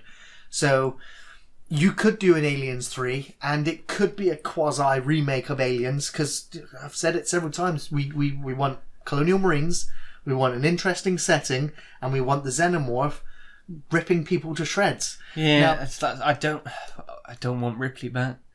It's like when the game came out, it's like Ripley starts like, how can one family have so much misfortune? Well, I actually after the Memory, the Alien documentary, resparking my love for the Alien again, I kind of went back and read some of the old graphic novels, and I actually listened to the audiobook of one of the Alien films, and one of the books actually takes place between Alien and Aliens, where Ripley gets woken up because she gets picked up by another station because Ash, the robot, had downloaded his consciousness into Mother, and was literally the reason why Ripley took so long to get back to Earth was because Ash was out there trying to find an alien to take Ripley to get her impregnated, to take her back. And he literally takes her to another alien-infested planet where she gets woken up, meets up with a bunch of people. They are all getting killed off by aliens. Ash is trying to get Ripley back in there, impregnated. Obviously fails. She manages to fight Ash, who's the big villain of the film. But then they put her in a cryopod, erase her memory, put her back in the cryosleep, and send her back to Earth so she could wake up for aliens. I was like, it was an interesting idea. It may not necessarily work as a movie, but it worked as a what-if story. It's kind of like Die Hard, though. It's just like, yeah, come on, how can you be so misfortunate? Keep coming up. There was another Alien story where it's a distant relative, great grandchild or whatever of Ripley, and he ends up being, he's got kind of telepathic powers, and he gets picked up by the corporation. Like, Weyland-Yutani's reformed again. They're still out there trying to find the alien. They pick this guy up because of whatever reasons, and they send him with the Marines to this planet to go and fight the aliens. And he ends up, he can literally tell when the aliens are nearby. He picks up on their telepathic powers because that's how the aliens communicate to each other. You never really told it in the films, but you kind of see it, you guess it when the alien queen is talking to the other aliens. And that's, and basically the aliens target him because they sense that he's a descendant of Ripley. Right. And, the aliens kind of imprint this hatred in their genetics about those that would wipe them out. It's interesting ideas, but I think Aliens and Alien 3 work so good as sequels because they're quite simple. Yeah, like Ripley's got to go back with the Marines, and then it's fuck. We can't get back to the ship until certain time. The thing's gonna blow up, and we're full of aliens. Alien 3 is right. She's pregnant, but you're in a prison colony with no weapons, and one of those things is out there. Yeah. And it's simple, and it's horrifying. Yeah, and that really works, yeah. So, I mean, but then, like, Covenant and Prometheus just went... convoluted. Yeah. Batshit stupid. Yeah. I think so. I think the Alien universe is ripe for exploration without Ripley. They're a great monster. Yeah, it is a great monster, and it's just been... I don't think the audience are sick of it. I think Ridley Scott was like, yeah, I'm done with the alien, don't need to see the alien anymore. I don't think that's the case. I think it needs to be handled right. Yeah, just go off in a totally different... But everybody got excited because, Prometheus is like, it's a prequel to it. And so everybody thought, aliens! Yeah. Right. And then Alien Covenant. It's just like, no. We've done fucked up. We got a question from McDillbot. I've been drinking. I'm sorry. Okay, I've got another question. What is your deepest, darkest movie guilty pleasure that you don't ever admit to anybody? That's a good question. So what, like a movie that... It's a guilty pleasure that you don't really admit to people. You don't want to like really tell people about. Saved by the Bell, wedding in Las Vegas. Gosh. I never even heard of that one. Like, it was Zach and Kelly got married. I didn't even know they got married. Yeah. No. I think the last one I saw was like they go to Hawaii or something. Yeah. Yeah. And they always used to do that with Saved by the Bell when summer holidays. They would be the summer episodes where they went to work at a beach resort. That's right. Yeah. For an episode or a feature-length episode. Right. Yeah. I don't know. It came up earlier. I don't usually admit it very much, but I'm a big sucker for Ghost. It's a great movie. Yeah, it's my favourite Patrick Swayze movie. It's my favourite Whoopi Goldberg movie. It's my favourite Demi Moore movie. My mum loves that movie. So yeah. My friend Adam, although he's very bold about liking it, he loves Grease. Grease, wow. Like he's a big computer nerd. He loves metal, but he likes Grease. So I bought him the DVD for Christmas one year. I sent him someone like made a metal version of the final song. chills. Yeah. And I sent him that as a metal version. And he goes, what? Grease was always metal. I was like, fair enough. Yeah. I'm pretty Yeah. fine to let people know I like I was Wicker going to Man. say, yeah, I don't like hold back like of saying any films really that Yeah. I'm embarrassed to say that I like. Yeah. Boss is saying, Gary, you're as much a sop as I. Yeah, yeah. I do like occasional chick flick kind of romancy films. So you don't like Dirty Dancing, do you? Not really. No. I mean, me and Ian reviewed it, so Yeah, I that's what I remember. didn't actually mind it. Yeah, it wasn't. My mum loves... It's just not something I would pick to watch. My mum loves Swayze. Yeah. It was... When I came home from school, she would usually be watching Dirty Dancing, Ghost, or The Sound of Music. Right. She fucking loves that. Yeah, I've mentioned it several My times. I used to love Uncommon Valor with Patrick Swayze, but that was a sort of ensemble cast. A Vietnam film. Yeah. He was alright. Yeah, He was yeah. I think the last film he was in was the Donnie Darko. No, he did it. No, he was in a TV series after that. Yeah. When he had cancer. That's right. But Donnie yeah. Darko, is a paedophile. Yeah. And he was amazing in Point Break. Yes, yeah, absolutely. Point Break, which, yeah, again, travesty in the remake department. I never watched it. I watched the trailer and I was like, it seemed to have missed the point of Point Break. I didn't make it through the film, the No. remake. I was just like, I put it on just to see what they would do, and I was like, it had no charisma. It didn't have, the cast just couldn't do it. They just couldn't pull it off. I knew it was going to be a disappointment. I was like, you just can't replace these two. It's such an odd idea to bring back. Like, we're surfing extreme sport robbers. Yeah, like what? ex-president robbers. Yeah, bank robbers. Yeah. Savage.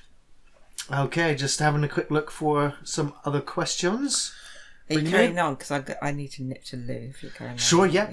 I'm going to run. Run. It's the water. Can you hear the rain? Yes, yeah. We've got a question. Gary, do you have a favourite Ray Harryhausen movie monster?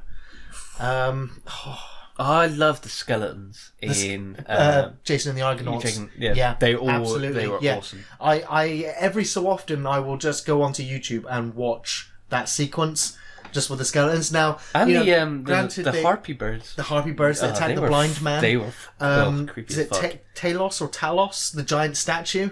Yes. Just fantastic. Yeah. Sinbad, the Sinbad with the giant bee, or is it a wasp, was always sure. on TV. Yeah. I wasn't a big fan of the Kraken No. in Clash of the Titans, but I liked the Scorpions. Was it the Scorpions that came out of the ground? Yeah. Yeah, it was the Scorpions, wasn't it? I was kind of, for whatever reason there, my mind just flashed to the remake of it. They so forgettable, those films. Yeah. It was Clash and Wrath, wasn't it? That's right, yeah. I did watch them, but I couldn't tell you anything about them. No, I just remember getting really upset when I saw the old golden owl prop from the original film just in the trash. It was just like, no, no. That's pretty much said it all. Yeah, that's how they felt. Lungful Drummer saying, David, are you hyped for a Jay and Silent Bob reboot? I read that as Jay and Boob. Jay and Boob. Jay and Boob reboot. I saw the trailer and I really liked it. And then he released a clip recently, and I wasn't that fussed about the clip. I can't remember what the clip was. I just saw Jason Mewes' Method to the Madness. Yeah, I watched it. Did you watch it? I watched that, yeah. That was awful. It was really awful. And the only thing I liked was, I was going to say Ving Rhames, Football Man. Danny Trejo. No, was not Danny in Trejo. it. He was. Danny Trejo was in it. It was cross-dressing. Fall back into the chair. What are you talking about? the guy, Vinnie Jones. Vinnie Jones, Vinnie yeah, Jones. yeah. Yeah, he was his death when he kicks the explosive and just explodes all over the tunnel. Fantastic. But no, I'm funny. Kind of funny. Yeah, we blamed it all on Kevin Smith in the end. Yeah. He got away with it. It's Right. like, what? The cop was stupid. Yeah, it was interesting. It was what I call stock footage. The movie. Yeah. Because every 3 minutes it transitioned to another sequence with stock footage. I was like, you clearly didn't film this. It doesn't look like the rest of the film. Yeah, all the cityscapes was just stock footage. Awful. There was a question from Mongo Mongo asking the best Monty Python film. For me, it's always going to be the Holy Grail. Holy Grail. Obviously. There's so many great moments. The crossing the bridge, the witch trials, the rabbit, the killer rabbit. Mine's. I can never decide between Meaning of Life or Life of Brian. Wow. I like both of those really much. Yeah. Yeah. I guess it was when I watched them. They've always sort of had a special place. Yeah. Holy Grail's great. Obviously. Have you done the Steve Martin one? The Steve Martin one? Yandinat? What's your favourite Steve Martin film? film? Oh, it's always going to be Planes, Trains and Automobiles. Yeah, Jan Donat, favourite Steve Martin film, yeah. I like the man with two brains. Yeah. I always the one that was I always go man with the screaming brain. I'm like, no, that's the man Bruce with Campbell two one. brains. Man with the two brains. Yeah. Love that. Yeah. And I do love all the the soppy ones. Parent I suppose Trap. your guilt, the Parenthood. Parenthood. Yes, That's it. Yeah, I like those as well. Your guilty pleasures. Definitely those ones. Yeah, our Bowfinger was fun with Eddie Murphy. That was the. I always like filmmaking films where you see sort of the behind the scenes stuff. Yeah. Lungful Drummer's wondering if we'll ever get a Python biopic. Yeah. That would be great. That'd be great. I don't know if you guys can hear this, but the downpour of rain. The rain outside at the moment, it is like torrential. Yeah. We are Unbelievable. on yellow warning for floods. We are. Oh my God. Maybe I won't be doing Pretty Muddy tomorrow. Because when maybe you said that, that's what I thought. it's going to be actually pretty horrific. It's not just going to be mud, it's going to be sewage and whatever else has been washed up. It'd be a 5k swim. Yeah. Oh no. God. Pee breaks, yeah. We had to have pee breaks. It's the water, I tell you, it's the rain. It's that sound. Can't rain all the time. No, Matt, it can't. And Emily, yes, I agree, it is much better than a heat wave. No. I can't stand the heat. I love the heat. Gary, for Michael Udale, Gary, do you know the film With Nail and I? Yes. Actors in it. The actors in it. It's Richard Grant. I have seen it. Yes. Richard Grant. It is Richard Grant. Yeah. Oh, I haven't seen it in a very really long time. They don't make films like that no more. Yeah, Richard E. Grant. That's it. Thank you. There we go. That E. Missing the E bit. Oh dear. And Paul McGann. That's it. Yeah. You were talking about Steve Martin. Yeah. We were saying favourite Steve Martin film. Yeah, I was the same as yours. Yeah, Planes, Trains and Automobiles. there It's any- because of John Candy as well. Yeah, that film's so special. Yeah. And it's not too over the top. It's just so great bouncing off each other. Exactly. And it's a fun little story. It's my favourite road trip film. Is that the Home Alone director? Yes. John Hughes? Yeah. Man, And so it kind of hits you with the emotional bit right at the end, and because the film's kind of stayed away from that soppiness, it really hits you quite hard at the end when you realise, he's got nowhere to go. Yeah. Another question from Mongo. Reanimator trilogy. What is your opinion on them? First film is brilliant. I love the first one. I don't remember much of the sequel. I think 2 and 3 have kind of melded together in my mind. I love the actor, and his name escapes me. That first film's really good. It is, It is really good. They got worse as they went on. There's one when he's in a prison. Yeah. I didn't like that one.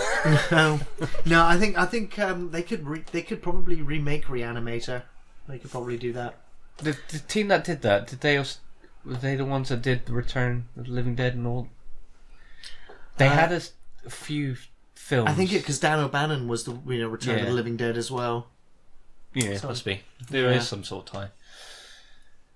Have you got a drip? I've always said that. Yeah, I have always said that I live in the Fight Club house because I've got a great gaping hole in the kitchen. I've got massive flooding and cracks appearing. The off-the-shelf studio is flooding and is falling apart day by It's day. very disconcerting.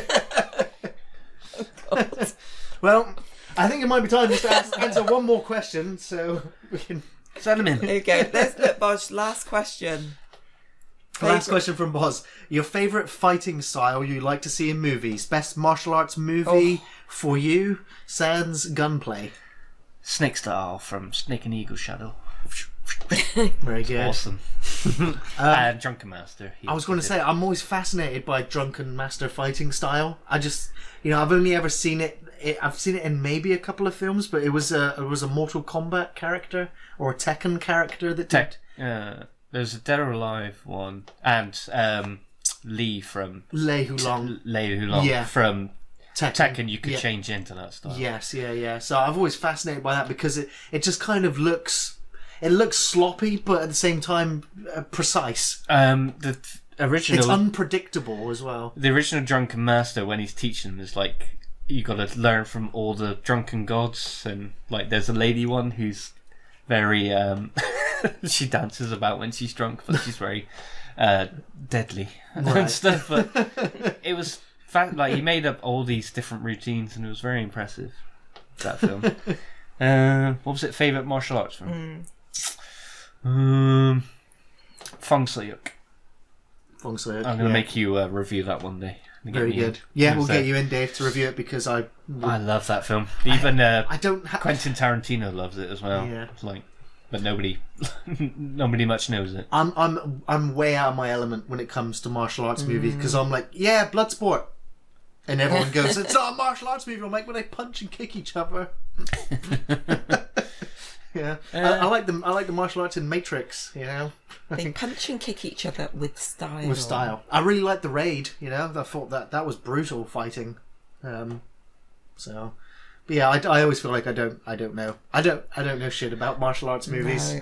Because talk for hours. That's your Yeah, But thing if to- nobody knows what I'm talking about, just rattling off Dave, names. it's when I get you in and you're going to talk about martial arts movies, I'm like, I've got to try and source the film material for films you're talking about when I can't even spell the title. So on that note, I'm going to bring the podcast to a close. I just want to thank you, Dave, and thank you, Linda, for joining me for the podcast. It's been a pleasure. I just want to thank everybody for watching, everybody for donating, for keeping the show going. Of course, we'll be back next month. Well, actually, we might be back. Well, actually, we will be back next month because it'll be October. This podcast will be going up in October, but we're going to record slightly earlier. I know Ian and Linda, you are away towards the end of October. We are, yes. And so just for a few days, I'm going family thing. I'm going to try and get maybe Dave and Andy in, or Big Ed wants to join the podcast, and we're going to try and do something for Halloween because it's October and it's Halloween, and we've got a big series of film reviews for you. And of course, we'd like to have a big scary talk about horror movies. Oh, you should do it on Halloween itself, and then you keep hearing knocks on the door, and we have to go answer to the trick or treaters. That'd be brilliant. And so with that, I just want to say a big thank you to everybody. New film reviews on Thursdays, of course, throughout the month of October. There will be additional reviews going up, some on Tuesdays as well as Thursdays.